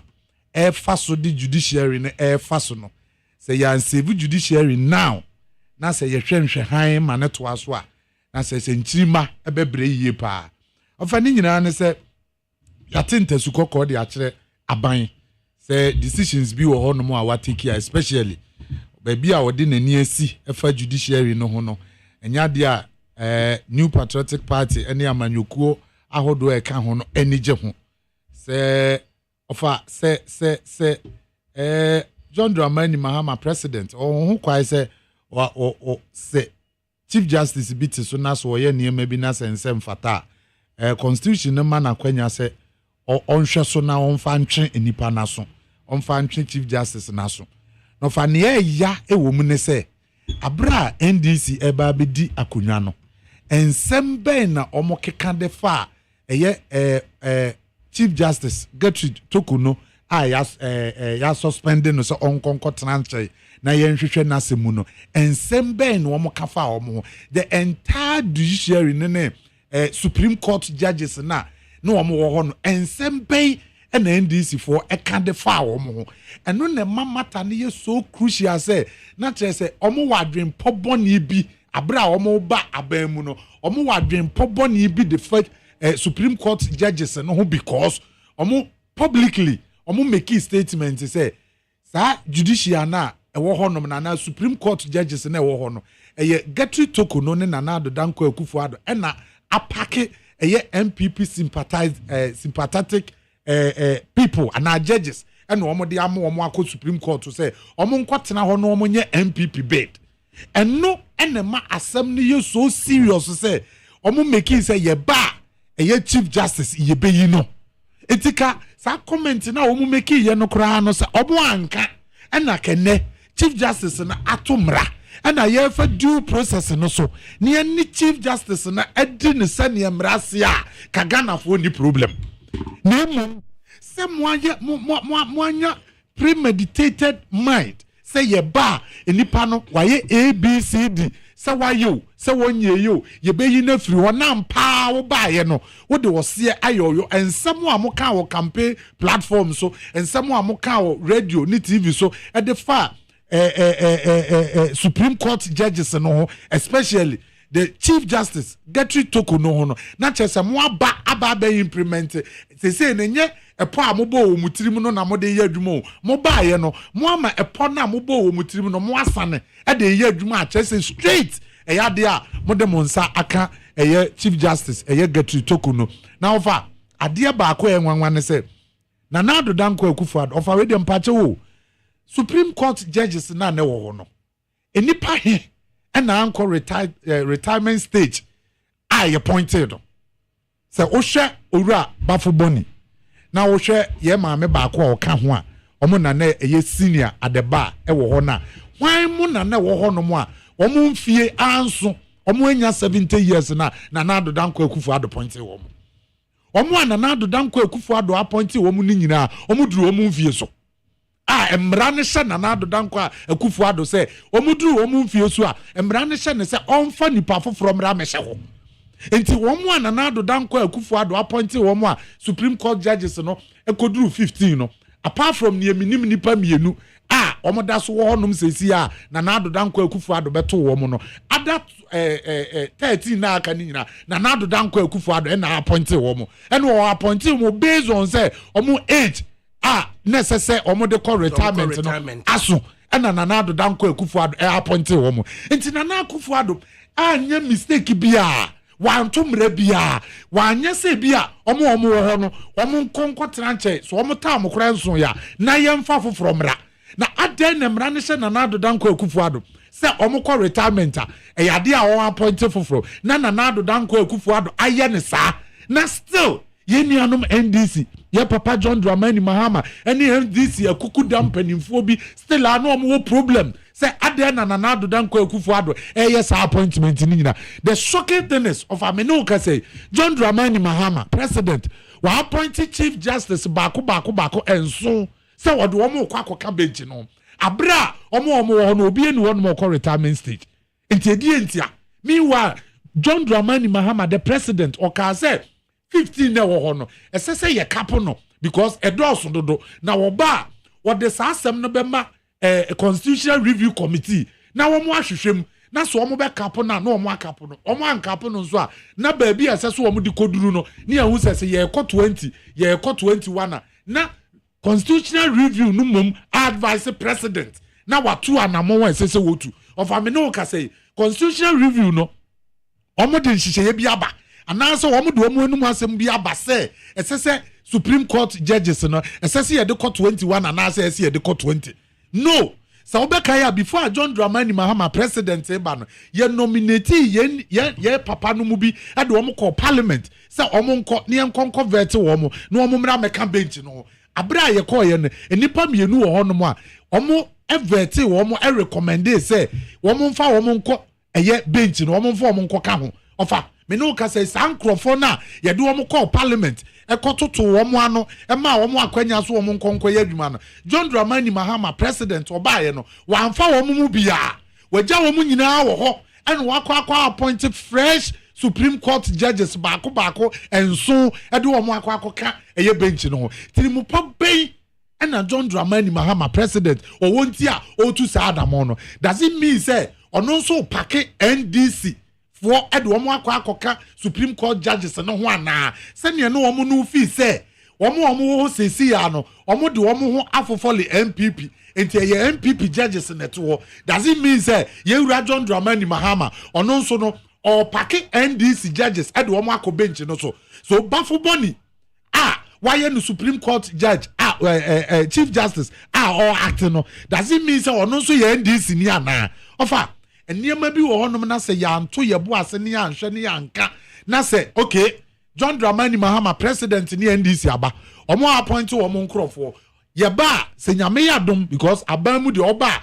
on tena so forever se MPP ana any political party bi aba omo nso wakwanya ne se omo beyi judges ya John Dramani Mahama appoint wo mu ni nyina free wo na omo nso de wo mu de aba na ye ne saa enya oman ne ye kyekyere na kye se eyade a oman no ye ekwa ye kyi ye nkwa yanim enti ye pese ye sre John Dramani Mahama and ye demonstration na ye koye no simple say decision na wo take no enya de a ebebo judiciary no enti onhwe no onsanhwe biem se ne be ya obema sanity aba ye Supreme Court judges no na ama ye democracy na ye practice no judiciary no anya omo independency se ne be ya always be ya no say executive parliament so omo ko na so omo ko na se mfa obi a yenim se omo betimi de pepepe ye ato ho aye adwuma no ye Supreme Court se ne be ya ye bebo Supreme Court judges no ho ban na anko ka se ye pake ye NDC for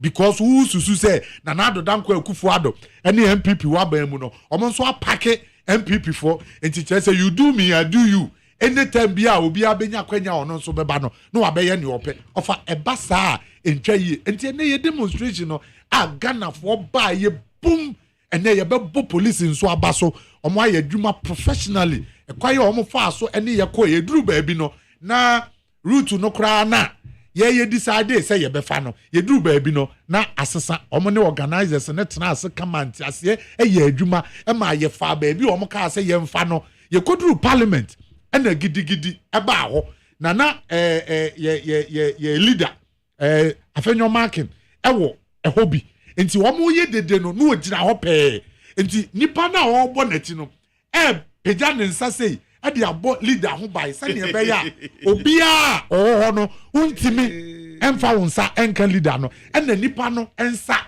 epem nipa na wo wachire no ena manfo ateki news no say eye leader no ena de ne nsa akwa bu ofa bi gina wo bi pe parliament ani mo mi gina wo bi gina barricade na omo no bi gina kire pe enti nsem na omo keka ni nyina no demonstration ne successfulness aye no omo pese omo take away the successful demonstration na aye no na omo de saa ne ma we bebom se ne be ya amanfo be discuss saa propaganda no than say ye be hwe the substance any the successful demonstration at the New Patriotic Party and other political parties in the yaye ama na ye kama na we ama amhodoso se ana ahotoso said the New Patriotic Party amanyuku no ye daso gina ye na so a ye betimi abanse back ye 2028 ni aba abeji to me offer ye ko demonstration no na menyi anidaso se ye betimi akọ demonstration ni pa betimi abasa na ohwe me constituency kura na number ye de ma me say memfa nko no ye ma me quota of 200 say memfa wo nko offer me koduru ho no ne nipa aba runabout of anko runabout wo no no mo nam almost 400 esese bus me enu e de ma me no me sa ko rent sprinter baako 5 e ka ho ne ye de wo mko I was shocked say enti say party no amanfo emoto saa anaso omo boto kra na omo asa kanya omo ho apagya omo ho a party no aba begina ne na so a eba beboa the New Patriotic Party ene Ghana enti no yenim se nyame ya adom a come 2028 so wo hwe the energetic youth of the New Patriotic Party asole agina omo na so no omo ye adwuma na ama mani da so ama mahotoso se still an party no ye da so agina ye na so a ye bo empanimfo organizers ni nyina aba so leaders in parliament, parliamentarian, national executive, regional executive, constituency executive, polling station executive, omo bae, ye bo omo abaso ye, sa omo aba abejinem amayati tasukoko de achre aban. Ni enim se John Dramani Mahama o ye suti ewura, we did democracy na chi ache, o hwa bra obeye assembly member, from assembly member obabeye MP, from MP obeye deputy minister. Obey deputy minister, obey substantive minister twice. Ofi one no obey vice president, wababeye president. The first one, me no can say wasabeye president the second term. And to you be ye nimse on person wode ne nsa ebe bobo judiciary na ma efi aba ho. Ye nimse yasem na yakwa kire no. Eyade a obehwem na wadwe wo man no ho na watu anamon a ebeboa wo man no se ne ebe ya ye nyina ebetimi aka bom ni yakoye nim jofa organizers na baso say omo ama yenya successful demonstration. Right. Benjamin Isari of the New Patriotic Party na now. Yentie Joshua Sikanate of the National Democratic Congress. Joshua Bintio. Major Dakabre Medase de Wiabili Asanso Mama Quenya. Na answer na me consensem no do no. Medinkan etia John Dramani Mahama. Na me etia Honorable Johnson Asiedun Ketia. Na me etia me godfather Honorable Fifi Fiavi Kote, the champion general secretary. Na me etia the current finance minister Oye KC Atuforsen. Me etia Ghana fu nyina na MPP fo a in the work of demonstration. Na masanso etia Richard Suma of the Movement for Democratic Change. Ojina homa yen enmunyam for Alan Kojo Tremantin. Me gidi de amanyo sem no. Oye adibria ana nsem bia ye bekeka adwenkyira ye de beba ma yemman afa ni tampe fra. Nansa na ebeye bibi papa no ode odo na asumdwe wo ho. Ntia na meda oye Achim Agogo Bob Marley. Oye abrantie amanchi dede. Ose bekan me ho ni enfo dombum. Ni entre adasade odo no hia. Ana odo no ye. No chede in every social milieu no. If there is peace, there is development and improvement. Adakabre abadintia na meka sedi. Mijidi de John Mahama be no. What na se adwen wenhu de ansa na Ghana be fa ne ntampe fra no no chere ode yenya free and fair institution. Oye institutions are one year bias. Na onyem hu de ende history is repeating itself in Ghana. Sabi ikrobia na ye wo amamboyfo ene ye wo nimpa papa. Ye wan na wodo kro no ne ye wan na won do kro no. For the past 8 years, ni yehun there, nkrofo bi be fa Ghana, led by Nana Adodanko Akufo-Addo a, wo be say bibia wo manim, from judiciary to cocoa board to education to temahabo to gapoa, bibia wo be say bibia. Na Ghana fo so no waka, what's to go to court. Ghana fo so no waka, what's to go to court. Na abadin chana nkrofi waka de go to court yi. No de Ghana for ye yenhwehwem. Adakabre ewiabe me no ka sei. Eko appeals court of Ghana. Court of appeal of Ghana. Wo 113 judges no answer na MPP be fredo no. 108 oye Adodankwa Akufo-Addo regime awon wo appointed one. Se eba appeals court. That's the appeals court of Ghana. Court of appeal, Maka High Court. High Court didn't know 110, 13. And one can yes. Okay. Echo High Court. High Court, yes. High Court of Ghana. Answer na MPP be free no. Na ya 113 judges. Out of the 113 judges, 108 MPP fun wo you one. Were appointed one. Eba appeals court. Court of appeal. Court of appeal. Oye answer na MPP fu be free no. Why 48 judges? 44 MPP fun wo you one koi.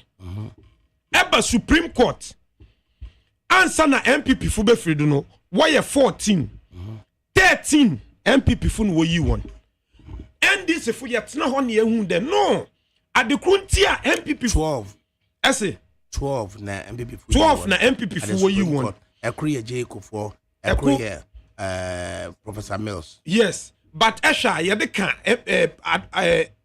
Akufo-Addo ne den wo ye 13. Inti no it came from the MPP. Inti NDC fu yet na ho ye dwenu ho ye hu de no. Based on these numbers no chere there MPP fu no we judges dodo wo Ghana hade. Inti no Esha asem bi obesi bia no was go to court. E de asem no so court a e be hwe no wa ye ne basa na aten Project no order open enya. Into Mahama tena hu there one ya history will repeat itself. Abadinta na messy history will repeat itself. Ya wo mani mu na abranti baby soja nimbi ɔyɛ 1979 June 4th ɔsɔre wɔfrɛ no June 4th uprising adakabre bisam de abant dintana Rawlins the then Rawlins military leader no ɔsɔre for June 4th uprising na ɔkyerɛ dɛ military phobia na wodi ɔman nanim weyi ɔman niska wa embezzle state funds intino them June 4 no there was a slogan in Samani bi poi wa Ghana what's there let the blood flow let the blood flow yedi let the blood flow no student na what budget Rawlins no do there let the blood flow no it led to the death of Colonel I.K. Champon, Colonel Afrifa, Colonel Akufu, Utuka, and 4 others. They were executed by firing squad. Abadintra was with your maniska. Fast forward, 2025, ye need military rule, ye were democratic rule. Inti Abadin na John Mahama beye. John Mahama although use democratic institution, not the pass out in the judgment. Ghana fuesu. Yawahade na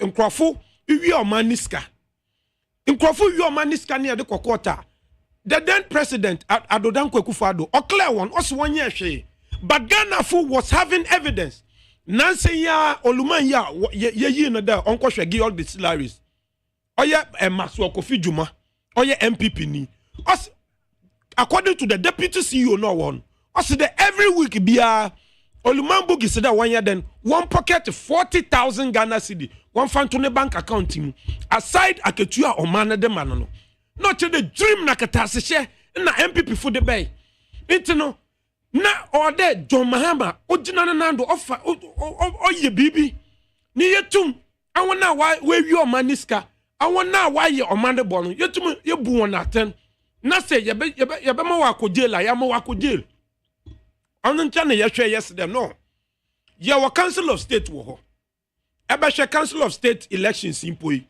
ye yi Akufo-Addo ne nephew ne cousin Justice Akufo-Addo Akufu there ono so onka ho bi nti Akufo-Addo na busuafo no we to John Mahama for there no tokuno no wo ho no order we yi ne fi ho and based on article 146 Akufo-Addo busuane be na ye no beka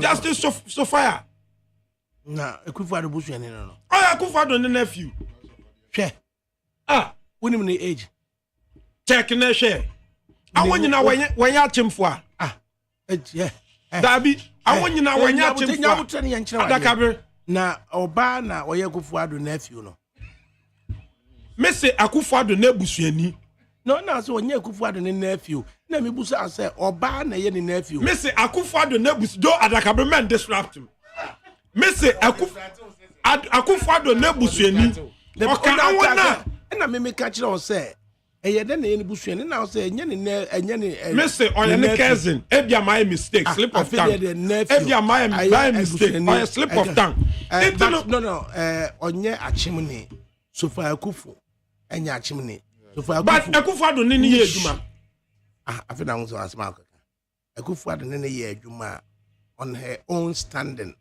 no ye na adwuma okay ena onye achimni so bia onye related to Akufo-Addo Akufo-Addo nya gidi wonimu no yi ne de ombe boa no gitumu ka se me majiatum bia nkoka se Sofa Akufo-Addo busuane no because of the name Akufo nenti why best of the same feathers flock together me no wo nama ya kwa ye but me ka de media team adakabre Akufo-Addo me na me president nyabutre masha awada kabre de bra ni embuo ma Joshua great mind think alike great minds think alike Joshua okay the number of high court judges are Nana-Addo appointed woman okay the number of court of appeal judges and Nana-Addo appointed woman okay the number of Supreme Court judges and Nana-Addo appointed somebody will take you serious that will follow the okay no follow the okay so unya ye inaccurate comment ba ko pe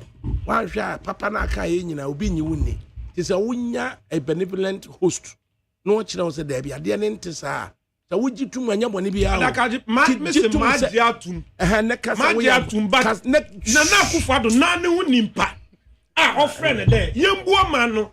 I could find no time. Joshua, it was one day, Baba. And you know, baby, Anka say, Miss Mint, no baby, Anka. Can't Miss Mint, what for mammy, Mr. America. What's some papa na wokano? Would the way be frame up and you know, baby, Anka say, Nanado Danko Kufuado, Nibusu and ne Sophia Kufu. Okay? Marty, but as some American day, Samenian Kono, na de Bia, men on Nama. I don't know fire uncle. Oh, I'll find a down by a Chief Justice. And Kasuna de Kick was Massa Kasuna Kick so fire Akufu Akufado Nini Juma. Into not now the Oyananko Brebois on no fadgen. Ewa, it's na yesu ya ben na ye hu there. No. Akufado one nkofobia on 1 year. Ejuma on one adwin boy brase sia no. Na John Mama said no. On the order me fa Akufado no nkofo ni bi. No betumfo. Into Sophia Akufu oka Council of State no. Na Sophia Akufu ya went to John Mahama for together with the other Council of State members. Bia na ye be Council of State no. Ye want institutions bia omo ewo automatic seat because of omo adwuma mai. And it say ye Council of State Chief of Defense Staff or chairman akọ retirement or seat Chief Justice wakona homegiem or seat enunti ana okokan Council of State no time ba say ye two president fo say yama Chief Justice no ko suspension no or abstaining one to abanibi enunti na kokoye 31 what I call 31 the person can say yeah na certain rules and penfobi play no yeah may am for mudi me babe bansemu basa but so team way kakra bia o kache role bi o ma play no on say interview demonstration ma ko nyina no almost say judiciary no is being threatened independence of it is because of the role no Chief Justice Gertrude Arabi Saba Toko Saki Toko no role no we play any person no role no play no and the framers of the constitution per se say any panel or ye bibia on the whims and caprices and answer with just a little adakabre nyaputre ye educate wo mo eti say yen say any panel ye yin easily and to demonstration mo ko nyina no ye hwa ma ye depend processes no I want to say it wasn't just easy say obey Chief Justice no okay afemientio inti most adio seen there based on the advice of the Council of State no there Mahama or the one advice no or the yejuma under Article 146 no baby some there Mahama ejuma na ole ye no watu mbrana onto mrebia itina na ye bisa MPP funde demonstration ya wolukoi is it within the ambit of the law and now against the law because Mahama warrior demonstration warrior de onto mrebia he's working within the ambit of the law 146 is clear there Mahama onto mrebia Mahama is working good and now secondly no they have MPP for the paint picture there. Suspension now was suspended. Mahama why boni bi. Onye bon bia. Why boni Mahama. Onye bon bia. Watumra. Almost watumra. Going forward no. Almost no nankasa. Almost watumra na. Per commentary MPP for can there. Mahama is tampering with the judiciary na no. Mahama is in line and is executing his constitutional responsibilities.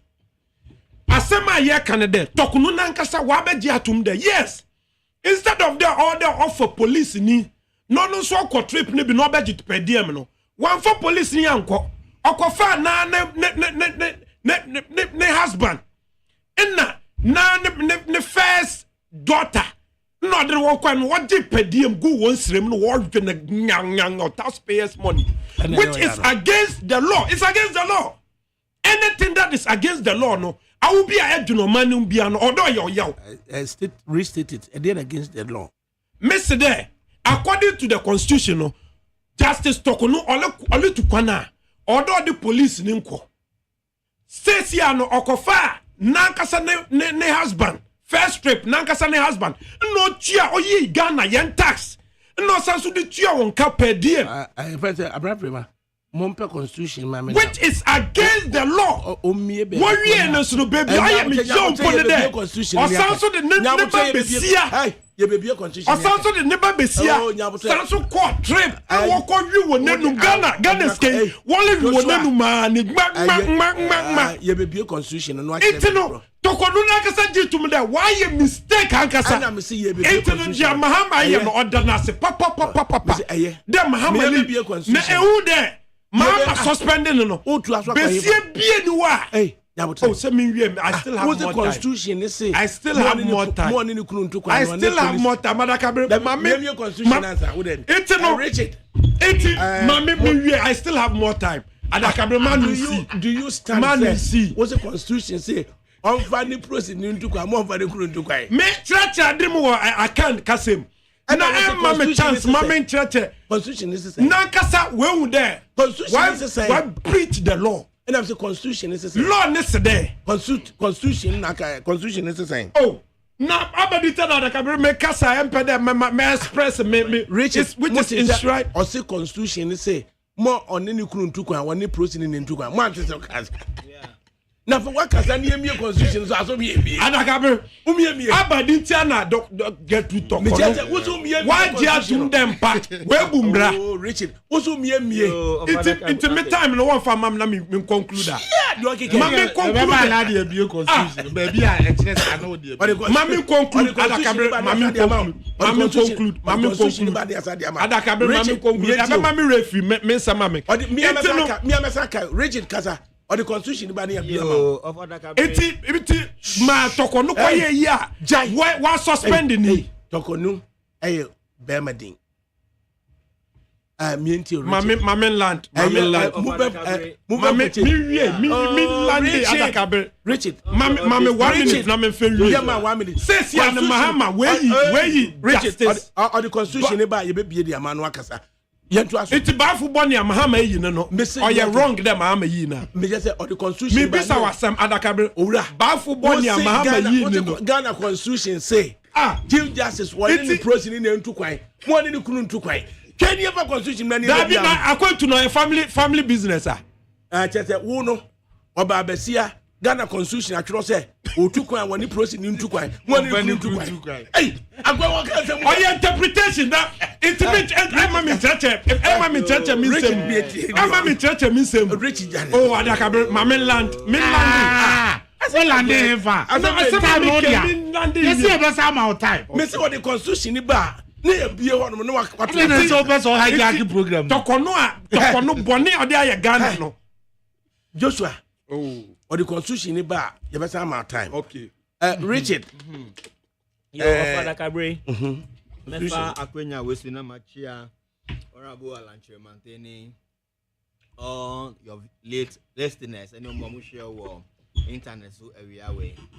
Na machia menu anomosikani Benjamin. In fact, Father Cabre say you be kan asem a mo man kan asem as Crawford, ye building a country. This country will be good enough. Say generations who come after us, will know that Ghana also wafa lifespan bemu, and throughout the lifespan of the country, ye share from colonialism or from our traditional leaders who are in charge of this country. Everybody has his own monopoly. And some those who colonizers came. Abronifono omubaye, they came to colonize us. Omudi because slavery in our own country. People like Dr. Kwame Nkrumah and co. Any other senior elders of the past. Omudi omubwa for here and omu fighting so hard for this country to get independent. Yenya independent we a lot of things happen. Then we move toward military regime. during the military regime, a lot of Ghanaians, like key people stood up, spoke against the fact that we needed democracy, not military dictatorship. And then next year, the opportunity came for us to move from military regime into democracy, constitutional rule. So in 1992, the framers of the 1992 constitution were put together.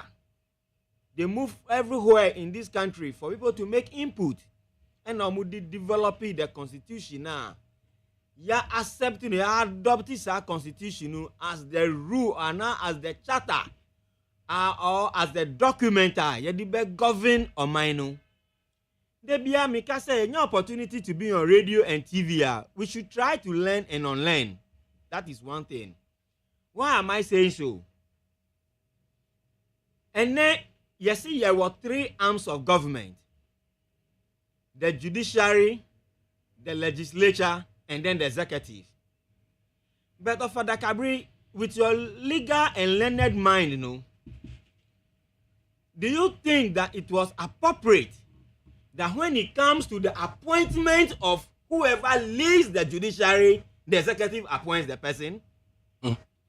Once you do a constitution, and in the same constitution you are telling us that there are 3 separate arms of government with independence of power.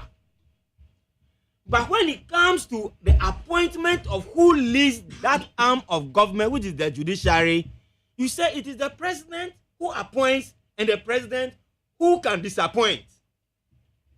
So are we being fair to ourselves? We are not fair to ourselves.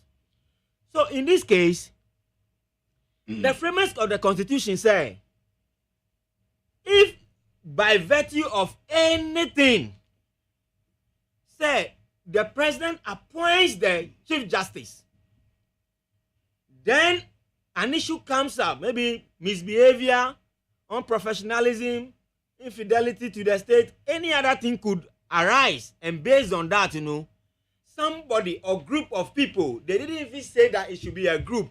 Even an individual like me, Richard, can write a petition to the president stating clearly that based on ABCD, me identify it, me petition who the president is say, CJ now appointing, you free her. And I may man opportunity now onto us. So this is the independence of the judiciary is compromised. The independence of the judiciary is compromised. And to say, yeah, argument now as learned individuals, yeah, argument now, yeah, come back to the errors in the constitution. The clear, blatant errors in the constitution, is some of the things we should look at, say, you better address it. It's either say, we are going to have elected positions in the judiciary. The chief justice position should be an elected position where Ghanaians or certain number of people or group of people can have the mandate to vote based on the certain number of potential people that will present to us. Say they are qualified enough and devoid of any particularization. Say they have the tendency to lead the judiciary without fear or favor. If that is not the case, now it is the president who appoints. Then this issue of who is in bed with who will always arise, even if NDC succeed in kicking Tokonu out. Whoever they bring, the opposition party will always also come after that person and bastardize the person and tag the person, say, oh yeah, NDC ni. Therefore, this argument, it is going nowhere. And the only challenge I have with the NPP is that NPP should not be crying foul. NPP, like they are becoming more Catholic than the Pope. NPP for dogana chen obia ewo eman wemu. It is a lie. The demonstration that they did today, they said they did it on behalf of Ghana. They didn't do that demonstration on behalf of Ghanaians. They did that demonstration on their own behalf, with their own interest. And if they go on a peaceful demonstration, it is expected of them to do so because Omu na omu tauti omu hu debia say they are legal luminaries. Omu na omu ti omranasi. Omu na omu wo enimdia to understand what a good citizen is supposed to behave like. So if anything otherwise had happened at the next demonstration, would have been a contradiction of their own standing as far as their beliefs is concerned. Then Tinamika say, demonstration now we are in a civilized jurisdiction, a democratic dispensation. It is their right to mobilize and go and demonstrate. But they had the opportunity for 8 years. John Mills was the one who first instituted the National Constitution Review Committee. When President Atta Mills initiated that committee, there were recommendations, there were findings, there were proposals, but not even one of these recommendations. Ayebeka said the 8 years of Nana Akufo-Addo's administration, that they ever made the slightest attempt, say, we are going to do a proper amendment of the constitution so that some of the diseases or the devils that is in the basket that is worrying us, through these constitutional amendments, we'll be able to take them off. They didn't do anything about it. They appointed the Chief Justice. The Chief Justice is there. So, if by virtue of politics now, and in the course of a political campaign and observations, the then opposition leaders or the then opposition party is of the view that what is going on in the judiciary is not a fair, credible, balanced judiciary that we are having. Even in as much as that, Obimu Omumre Asunso Omubeko retirement, na ebia within a regime of one particular president, yes, though the people were right for retirement, you appointed and replaced all of them. You couldn't do contract extension. You couldn't give anybody the opportunity to continue to serve. You felt it proper, say everybody there who is right to go home must go home, and they went home. Now one can say in Crawford Friday, now a new president comes in, and the constitution does not put any cap in. There's no caveat there. Say you cannot go beyond 30, you cannot go beyond 20, you cannot go beyond 35. And he is also of the view that the Supreme Court, whether the people there Omumre Asu or no Omumre Asu, the workload that is on the Supreme Court is enough and not as soon to the extent that you extra 20 judges to be appointed to the Supreme Court. Me, I don't see anything wrong with it. And to the Ami can say, enjoy the politics of convenience now, The NPP for Omu Yenu of Adakabri is a politics of convenience. Because if the constitution allows the president to appoint and to disappoint based on certain processes and procedures, why are you crying foul? Why are you claiming that you want to protect the judiciary? Is it the responsibility of NPP as a political party to protect the judiciary? Or it is a collective interest of Ghana for protecting the independence of the judiciary? So that Assembly here, will run to the judiciary.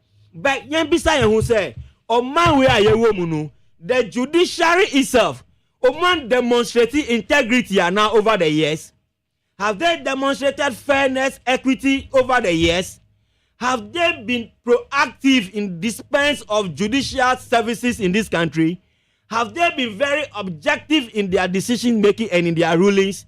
There are some of the rulings that we get in Ghana, they are questionable. But because we say we don't want to contempt the court, we accept anything coming from the judiciary, hook, line, and sinker, which is not proper. The judiciary is an institution that can be attacked, if not attacked physically, but that can be attacked verbally if certain things are going on there which is not in conformity with the thoughts of the people. So the Ibe can say, you better say, go back to looking at the constitution, not the errors in the constitution addressing, so that this issue of blaming who or blaming this person say, who now was what would trim up say, who be yip Chief Justice Nefriho. Now they are also with another presumption that John Mahama has an intent, say, of a say Uncle 10. Okay. Why? Okay. You move on. Na Ugusuti need 100.9 FM. Na Ura Benjamin Isari of the New Patriotic Party, Ura Richard Suma of the Movement for Change, and then Joshua Sikanate of the National Democratic Congress. And Chibiana Richard Suma Susono, representing the political party. Omugusu recruiting members nisa. Inteja ubi any party one oba ombejeno. Now oma veto. No oma say we papa and son omajo. Into the provisional certificate. Enchebiana Sabeka. Nafiso or the national or the regional leaders. Asha Sefra Santiaba. We are people to be a marriage Suma party no ewa Santia. Almost sha nisa. Father Carey. Hey. You and your style. Yeah, you said the identity here. Ghanaian Times. Ghanaian Times not the report about. Na Ghanaian Times say 2.4 million Ghanaians vulnerable to food insecurity. Na between April, May, from March, Ediko May, no, enipa 2.4 million, representing a 7.4% of Ghanaian population. And omunye aduane pa bi ni na May no ede kono from June to August nipa 400,000 there omo be haro makaka na 2 million and representing 6.3% and wo mo so na kom na aduane na wo munya nie no direct quotation no ha say omo a human nutrition and dietetics e wo Kwame Nkrumah University of Science and Technology no en come or say and I quote, a situation where people lack access to sufficient, safe, and nutritious food to meet their dietary needs and preference for an active and healthy life. Say, aduane na wunye nie no, food insecurity no, or say, a situation where people lack access to sufficient, safe, and nutritious food to meet their dietary needs and preference for an active and healthy life. Say aduane no enoso afisu so aduane no muamua bia yade bia nim na afisu aduane no so ya hone duro a beboa ama nnuane wo hia se wudie na afisu wo pese utimi edi yie na anya pomodere no watimi anya nipa enya bi endie ni Richard, yeah, but that's on a Greek. Yes. Year 2.4 million Ghanaians enya sumptuous meal enomadi into human dietetics, human nutrition dietetics specialists from the various universities. And some of that yeah, Ofada Kabri said the Bia say Ghana no ye bia Bronica say we like to tickle ourselves. The Bia Kakrenu na yankasa ye the sa share your friend say about you and yes sir. Then we tickle ourselves. So Yeniaji, we are doing well. I keep insisting that Ghana is a poverty-ridden country. A country that cannot feed herself because the vast majority of the citizens are going to bed hungry every blessed day. And this data that is coming from now, Eka said 2 million Ghanaians, no, I may beg to differ. It is only said, Obibi wo villages no, sabi enye kranu, Obibi wo mu efuo kakredu ho, wadua banchi, wadua brode, wadua ebro, enti ali dia obetimi adidie, or bomodin ase odibi. But a country a be food sufficient, food reliant, and dependent on yourself, that you soon know betimi afidi wo to the extent that your neighboring countries will be running to Ghana. That's you see Togo here, Togo here, Bro, Burkina here, Niamia. You should be a center of attraction. Let the Biabeka say you are the gateway to Africa. When 2 million of your people are going to bed hungry. Of an Akabrinasia, a buy launchy, Omo launchy program, be almost see. Type of Adriana so bit me a balanced. Balanced diet. Say a year when ya obeka ne say enye carbohydrate na nko a na emum no fruits and vegetables and because as I kwanu the end figure no we are talking about 10 million people. Because there are people who cannot even eat kenke. How much more should they be thinking about sokoto watermelon? And then watermelon grow for the carbon in Nibuo. The smallest watermelon ever market is here. And I'm 40 cedis. Banana and I'm 20 cedis. Nipanu on the dokunu ni china wiye. Or edi pawpaw. And it's our fruit. And it's our vegetables. And the cow. And it's say see your analysis based on balanced diet. A proper balanced diet based on nutritional values. From there. India, half of the population is completely in that bracket. And to the Abeka Bani say, I was about to say something. I was a Minister of Agri last 2 weeks. You know, they have launched this Feed Ghana project. And to me, Madam for Fobino, we decided and say, you know what? We want to go into large scale cabbage farming. As I said, that vocal lake no, and yes, okay. Say, Sadia, let's go to Ministry of Agri. So I personally went there. Say, because secretariat, you know, now my call be some say modality to say, how can one qualify to become a beneficiary of the program? Before Nyami on Hatas Ruhono, when I go to the office at Ministry of Agri, and I was told that this is the secretary, the office handling that project, no, Maria Hoye. Only 2 desks and 2 young men sitting there. When I asked them, they said, oh, we have launched a program, but we are now putting the modalities in place. We are now putting the modalities in place as to how you can qualify. Then I asked, those who are going into the farming, no, do you have any means to support them in terms of financial support? Maybe 50,000 is the total investment we have made. We need about 25% of funding from the government so that we can enhance our productivity. They say there is nothing of that sort over there. There is nothing like that. It is whether, so I asked, how are they going to sustain Amusio? The Mubani said they are dealing with anchor farmers. And if I am registered with the assembly must know my farm. Then they will give me seedlings, they will give me fertilizers. Then I will also give the fertilizer to other small growers. It is how we grow a country. When we are really talking about feeding the nation, we are not serious. And to Mestre Abani say, they should prioritize agriculture. They should capitalize agriculture. Agriculture should be what we should talking about morning, afternoon, evening. We should talk about mass mobilizing of the youth to go into agriculture. We should have agriculture enclaves. There should be dedicated agriculture zones. There should be places for cereal, places for tubers, places for vegetables, places for everything. So that at the end of the day, so wouldn't say, and me here tomatoes, me here fruits there, me call Volta region. That is the hub for fruits and vegetables. Okay. That is how we grow a country. Okay. And the issue now, Canada, they politics, politics, and you cannot feed yourself, and you want us to be clapping for you. Okay. So movement for change is gravitating towards becoming a fully fledged political party. So that when given the opportunity, we will show Ghanaians how to radically transform a country that everybody will feed on a proper balanced diet before going to bed. Right. Richie Suma of the Movement for Change, and I'll tell you on say nutritious diet, a carbohydrates, no, a dose, no, a diet, no.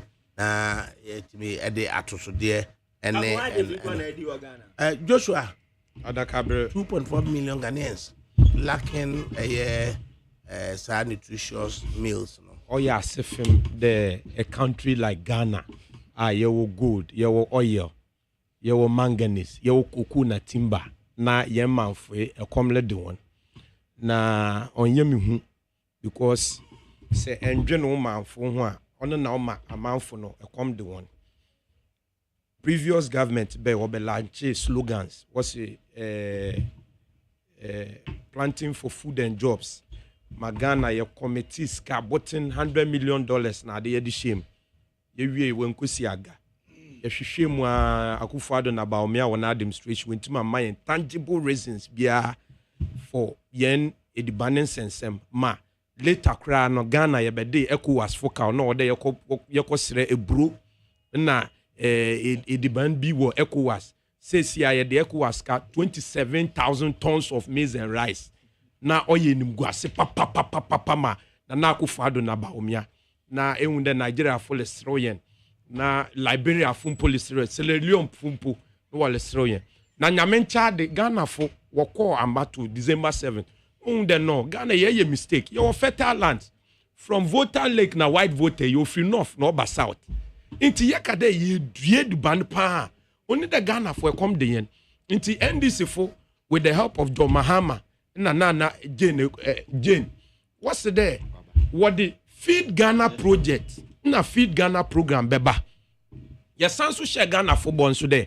ye be use National Service Secretariat ne ye die dua ediban na ndua ziwe bia obema balanced diet aba Ghana for ye na brabom inti e be hwe 4 months ya ye be ya ehwa adakabre nani manahana ehwe mani manahana no kire there them in sooner wo use no de die ediban na poison na ade oba no ya stop ni nyina Intino de edibana yeli due bia nkasa na that won't be the end NDC for yesterday abade ye ba ma Ghana fo ye wotema na abade ma Ghana fo inti abade ne ye beye e kai de Kwame Nkrumah time ne ye use prisons ye use military ne ye de due ediban says here the government the Mahama initiative ne there will a soldier for now won call war they bia what one war Japan ye be mo seedlings mu wedia Etiam was sillis with dia ediban bebu.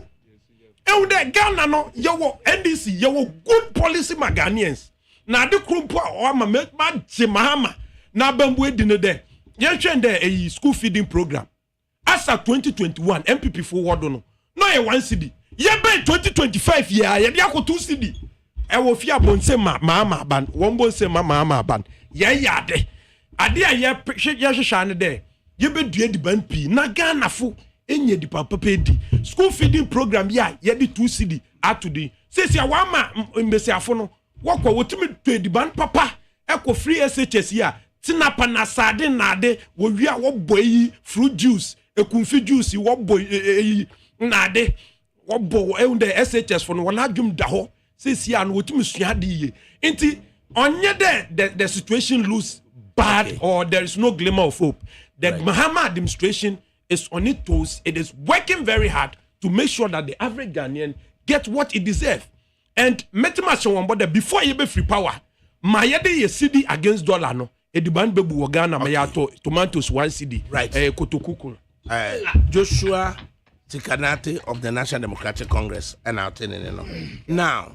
Yentie Benjamin Isari of the New Patriotic Party. 2.4 million Ghanaians. And one more than a DM no a hard situation say almost like access to sufficient safe and nutritious food to meet their dietary needs.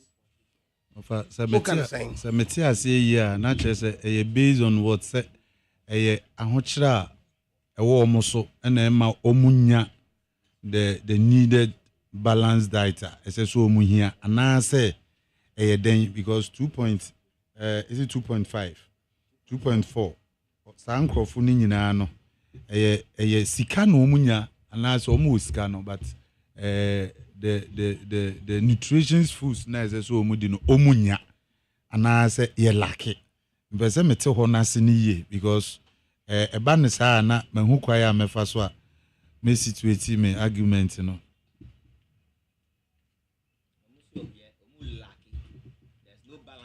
Oh, to the thing I say, omuni access to said no. Unte, particularly in the northern regions, and Omoka. So until say, said type of adriane, I say a nutritious, any other thing in ano. The cast will be access to it.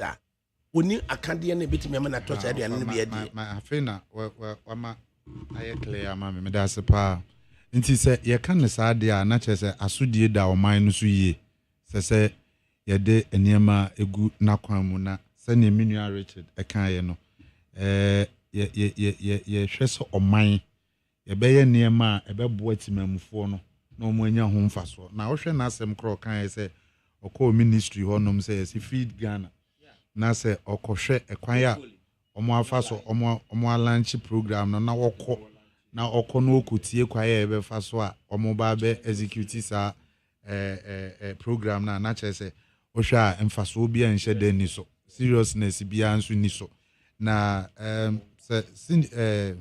sikanate say eba na say issues like this eba politics asem ni free na yen can national issue because it affects all of us enye MPP na enye NDC asem say oba na say obeka metimi a kyerɛw anamo bebra na nado danko akufo ado enso tuye eboa ma oman no ekɔ ba ni nyinaa mu no still we lack sa nutritions na yenuanom eseso omunya na ye balance ema omo no omo nso enya pomuden nti no I think say Ministry of Agric omo mfa omo ani enhwe ho na se esese nnuaba no ehia ma yenuanom na omo ho no anase oman no mu nyinaa no kwaya se ye fa so na se ye pompi sika shem na ye dua no mo na ye hwe demand no nso no ba ofani nyinaa mu no nso no so hwemu a Ghana fo ankasa nso ye mpe Ghana aduane ene carrot ene tomatoes ene pineapple nyinaa no Ghana de no kro mo nto Togo Cote d'Ivoire obekọ no ye se ye no price no wo fam eno no omoto nti se yetimi dua no mo na se ye wododo na wo mamu ha no ma yade a oman no nso timamufo na wo ho no nso no ebenya bi no mo nso aboa ma omo apomuden atumpo akọ omo anim se yesre omo mpanimfo se ye dijawa na ye de asoa president through the Minister of Agric ye nua your friend say opoku obi a Eriko Opoku ya obi a waben wo kuyadwuma mu ne no bai ho ne ma yie pa yesre no omfa ne ma papa ngu akwem na yentimi enyi saa de ne firi no man no ntimi nya ne ntima pempra ofa me de anu asi no menua Richard eka ne ma mienu bi fa demonstration a ye call ye no ho say initially no waboy abaso yemie phone line no kakra emfama yenuanom ewofie na fe yemra me run the app yedi nkomo bebre interview na no brebo ahen and a demonstration a political parties led by the New Patriotic Party a call and a lack of access to nutritious meals here you can watch me also bit me afraid na is your debut or yet me as so 0302 257902 0302 257902 and I say 0302 243540 0302 243540. Good afternoon. Good afternoon, Father Kawe. Can you mean to way? Pacho of fire on the question. No, I promise to say. What the other room I yet so? For my minister, now, my customer can be on my basso. Chief Inspector George Brown, our cantonment police station. In January. Na some no sa nkomo no medi ye no ligoso ene mpanifo kasa eti ebeba so wo fa mama o message bi ene ye different e bi uwi akọ WhatsApp e kaka na ko hwe wo fa ya ama o message ya na akenka na se wonu me de hu nkomo kaka mpache obebe wo fa dia meme koso sisi an se yes eduane stem and class family we are Ghana near. They are not many people in this access to the food, and I say a day not will be sound. And the customer woman, a Diana no buono, I a day. The crowd there, your car a back, and the wood dear Diana, and yet, Sabi Bosumami and San and a Yedica. No moon, and she say, planting for food and jobs. Omo ye wa Ghana no. Only to say, I bet fairly a cry. Ye na yate, send lempo ye importo, Sabi a brownie in your free, Sabi on my first also, and Eba. Now I dare import to the Abagana. A bay day, and a year, my memory Sabi, ye papa no ma, ye and I Sabi, ya one can ampono. Ye bet to me two ato, and then at to Sudia, and what Sabi a gemu. Uko bisa Sabi, pineapple, a boa by a and yet, Gianni, I said, we did not now for maybe 4 or 5 hours. Now, Ahmati. Eti, you know, a buying shame with ye. No more dear Guacamuno. Abibi bia wa launch no they are not movement for no air can. Yes. And they are sabe yeah launch bibia na say yeah road bibia. And they are to me so to can bibia and fan kogu. Sabe warehouse na say office ho. Gradually Okay. 0302 243540. Good afternoon. Good afternoon. Good afternoon, sir. Me pacho person bisa se meslewa. Ni kam cha ma Jerry ni kwama fo neto nam. Ani odame. Enti pacho Mahamani na president Mahamani ni penny for on person yom den. When you say movement of change no ka say na me gopa me deraga se me saka ofa. When you say demonstration kwen no afino market e bo priest na so. Afino market obo priest na so. Pacho nipa no gina ho no de nchiremu aba. Say nya afenyo na bo bia why? And we so on call we Supreme Court echo so gate so obu gate na to enye hwe omugusu court na mama ni pay for there yeni hwe be ka cho omugusu ma NPP enyo musa with us mam offer 0302 243540. Good afternoon. Good afternoon, offer. H Judge Boatini. Mr. Kwati is with you. Oh, Mr. Kwati me ntio. Yo, me that's it. That I were. The MPP on. I just feel very. Maybe. MPP for doing your buffet say. The fact. Gonna put you. And your master must have so mine. Just 4 months in the position. You tell her, blaming Mama who just took over. And blaming for the very mess you created. Yeah, what you said, Ghana for a real fee, probably Ghana for Faso, or money for 8 years. You said Ghana for a fee. I would say corruption. A hand time for woman from Ghana for. You said Ghana for real fee. So just 4 months in the opposition, they are all over the place making noise. But sometimes I don't blame NPP. I blame President Mama. So and today they have the audacity to be talking and working free. President Mama, for mercy of God, that is not the reason why Ghana for more 57%. Do you have to allow this 38% people to bully us? So let's see from NPP and nature record. Don't joke with them. Thank you. 0302 257902. Good morning. Good afternoon. Said the baby no. Arakabre wabre nyami shiraw. Yo nyami shiraw so. Ni ba we efo na mikasa. Efo bro ni asidi ntio. Chia general secretary. Incoming chairman John Bob. And chairman Buti. First vice YPP. Chairman Buti. Puti yo. Ka Buti dia na jeso obi atu ahu.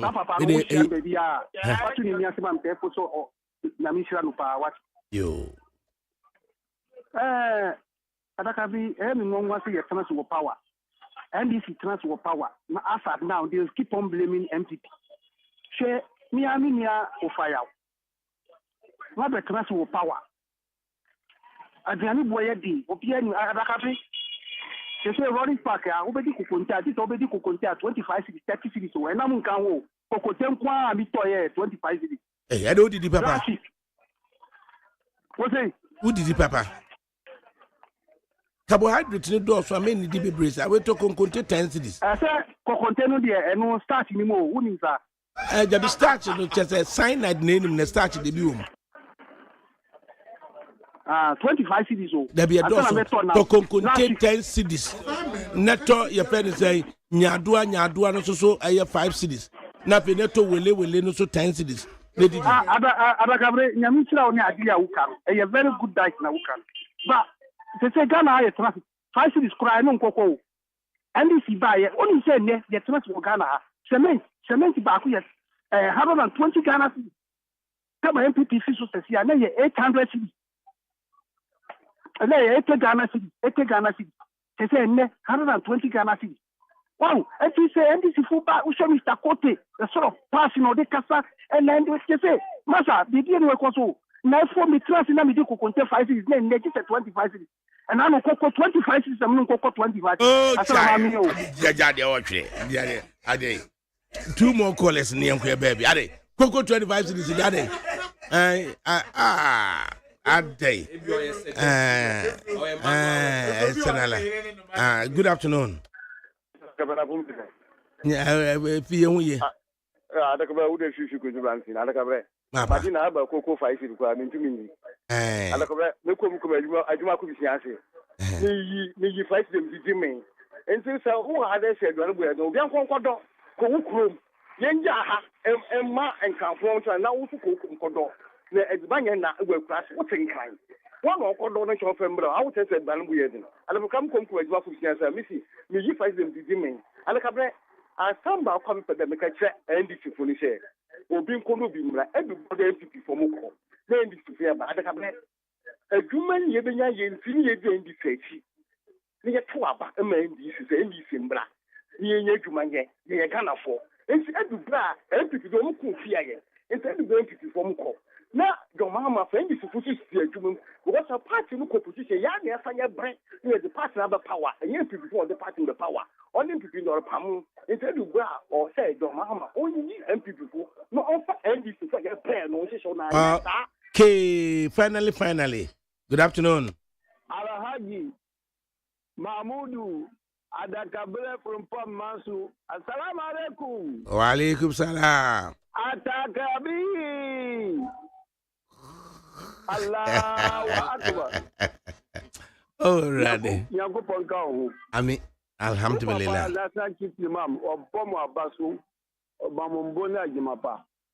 Ma Minkia Madam for Memento, Honorable Jombodi, and then Nana Kessi, Aguna Sabah for Friend, Ombedi MP. Abranta no Boajima, Yankupon so Mobeble. Alaji Mahmudu. Now, who can say 2016, your president, was here on Akunyasu, our Kosi Commander Sugar Factory. Who can say Sancho for Binumukulati Mako, Aqua Top Brown Sugar, our market, Mudiko Hollywood there. Now factory no provided brown sugar. Sancho Bill or Mempasam Beboni Deep Crow or Pidian or Benya Deepa and Timem Bonnie. And who can see him say a perform more commander? Almost or mobile no minister no bed dada or Bano or Bema or Mwado. And sugarcane no, Avidiano. What you over mean to know, one 10 minutes and not Johnny. And no one will tell my doctor at Casa Ban where disappoint you. Well, Muti about that on the Trimodin. One ma a Hutraba, a Diana Quasuru, Bibia Petra Quasuru, Zola Quasuru, Mebuana Dagabre. And there, yet he sang. Ojunkwa for no mobile no. Again, Omoyama or my Ghana. They say, where for no Moya means to say, yes, that's young baby, 1 year, 4 months, almost disappointment about. Okay. Right, Yamra Studios, na final comment, Nampan from Famra. Channel so say a nedjo a May 5. Na and then now watch a May 12. And then now watch and so no. Asante Mampon. A breakthrough priest ye ye dasi breakthrough bunsu asante mampon hene nti adwada ye nena awotwe ena nena awotwe da no ye di wasante mampon nti adofo nyina da ye breakthrough abusuafo breakthrough fo nyina ewo my Ghana mu ene adofo a omodo asante mampon ye dasi breakthrough bunsu nena awotwe da no nti anopa no nsia kusi anwumre no nsia nti hyase na buku hotel ewo eye asante mampon woni baby da so amasonte yenhwe na special buses so a VIP be running from Accra to Asante Mampon na se base o se wo kona osan ba o se anya akwanya na utimi de odin ba na yema edom no ekọ na nanaja koma dufie na Asante Mampon hema na one nananom transia na otweda no na eye dasebrese ebonsu yemfa enhwe na yentimi ni na otweda no na fe ni yehunu ntutu ya yede be kode dot yemu nti hye no so Monday May 12 ɛwɔ Asante Mampong. Final comment, Ben. Yo, ofa medase. Ofa se mijai Richard de no to nom na se mehwe nkomo a yedi sesi ofa ne maboa ye den okromu apa o. Odwen ho a wonte ase. Se Ghana for no na se change of government ba omo take advantage of that no omo de yes a ofa wonte ase. We enye politics asem. Before I ever to about December no na uto kube a kube 3 cedi 4 cedis. And no family no ka say kube is 6 cedis 7 cedis. And no amekoto kube wo nipa no o ka kire me say week nyina ohun me. Into the kube no ma me 7 cedis but o ka kire me say me ba bie mu a eye 8 cedis. Kube postpone payment. Yes, kube 4 cedis akwa kodru 8 cedis. Of are you serious? Pineapple. Small one and near ton of 10 cedis. Abrobe. And now what? 25 Ghana cedis. Odre want to say within this short period, 4 months. Human nutrition dietetics for the Ninkomo. There are food supplements. A bit me amount and normally be a fruit no. Na ye fruit ni di ni atoto sa na mani bi na boaye na say a double roast for 15 days no offer me 450 cedis. Me pese me ka offer 450 cedis for 15 days double roast. 450 Ghana cedis for 15 roast no. Offend say be boa ni di fruit no sa 10 milliliter sachet no. Na chese no so mo ahode e be ma. Offer eniema ne bo na eye din no odwen ho a wonti ase. Ti se menu yi kan koko asemu. Koko ne 3 cedis. And the koko ye 5 cedis. Aden. E na within this 4 months, 5 months. Esintia, wa we koko no, wa move koko no from 3 cedis and the 5 cedis. Na ayu ne atoko no, wonim time yedua. Offer enti person say within 4 years na sa ne man ne boa ye den ana. And offer the funny thing is say ne boa ye den na wo de 5 cedis no. Ne boa ye fokura na. Koko na ma fam ma 4 cedis and 3 cedis. Koko ura ima ono so share the cost of living. And say the best John Dramani Mahama president. Say the ahokyere ne ya doso dodo. Okay. The cost of living and na omo ton ne ma no omo so check dia. And you hwe no wonye hu bibi. Because the rate and ne ma ne kosoro no de e ya de a e affect ye pa emoye. Adaka bremeda say wo bibi a wo friend preferences, choice preferences. Na meti hade mitimoko Alisa Hotel meto bottle water medium 20 cedi. Meba cycle nso a mebe ton 3 cedi 50 pesos. Internet mi hunde oye baby a mepede meto menza mano. Oka de kube meto kube meti hade ne still a meto kube 3 cedi. Inim baby a meto me kube 3 cedi. Ntino sepa ye kona me no be koma makoto kube ni bia ma. Adaka bre ye ka sei dollar aba fom. Na iron rod a ton 8,900 Ghana cedi. Inde oye 8,600 Ghana cedi. Inde igwadifo a wokofa enzama wa mam no ne deba. Sesi ano wo kran nzama bia wo service ka. Intina asama mekane de. The NDC government and John Mahama ye ba banimu 4 months ani. Okay. Ghana fo wonya botare mayen. Ma yepede ye de Ghana si ne ye de besi ma obia no ho aton wo Ghana. Richard me nti oso finally. Yo, like I me final comment and say ye best stress cost of living na eye din wo Ghana no. Enye John Mahama asem. Eye system failure. Since the day I overthrow Kwame Nkrumah up to today the system has collapsed. Unless a champion feed operation feed yourself buyer we had surpluses, Ghana has never been self-sufficient in anything. I challenge anybody in Ghana out here and say, tell me one subsector of the Ghanaian economy self-sufficient, i.e. health, education, agriculture, security, any other productive subsector of Ghanaian economy. Challenge you because mommy say area where the Ghana is self-reliant, 100% self-sufficient. Ebinio, and your best say. Yam fire ni enco agriculture, commercial agriculture. Identify farming enclave of Adakabri. Okay. Ashanti region is noted for plantain, cassava, palm oil. We should invest millions of dollars there. Men country me so dia benu be kwa komo mu no mumundia na wo be di na wo mo mo all right without University say na yamfa asedam from Benjamin Desari of the New Patriotic Party, Richard Suma of the Movement for Change, and Joshua Sikanate of the National Democratic Congress. Said the yesterday and so on. Monday, May 12, and a breakthrough pre-see that's a break sebonsu asante mampohene and sabre we say and nananom obahima nana jakoma difie mo nyina tena se o nana kwabena dwomo palace na yetime ahwe na yedi na wotweda ede ama that's a break sebonsu on Monday, May 12 from 6 a.m. to 6 p.m. and to no. But for now, dear, Olakoko Michael, Abraham Moye, and a DJ foreigner, Wamo and a Modiebe Kofi. Normally, I have a jojo.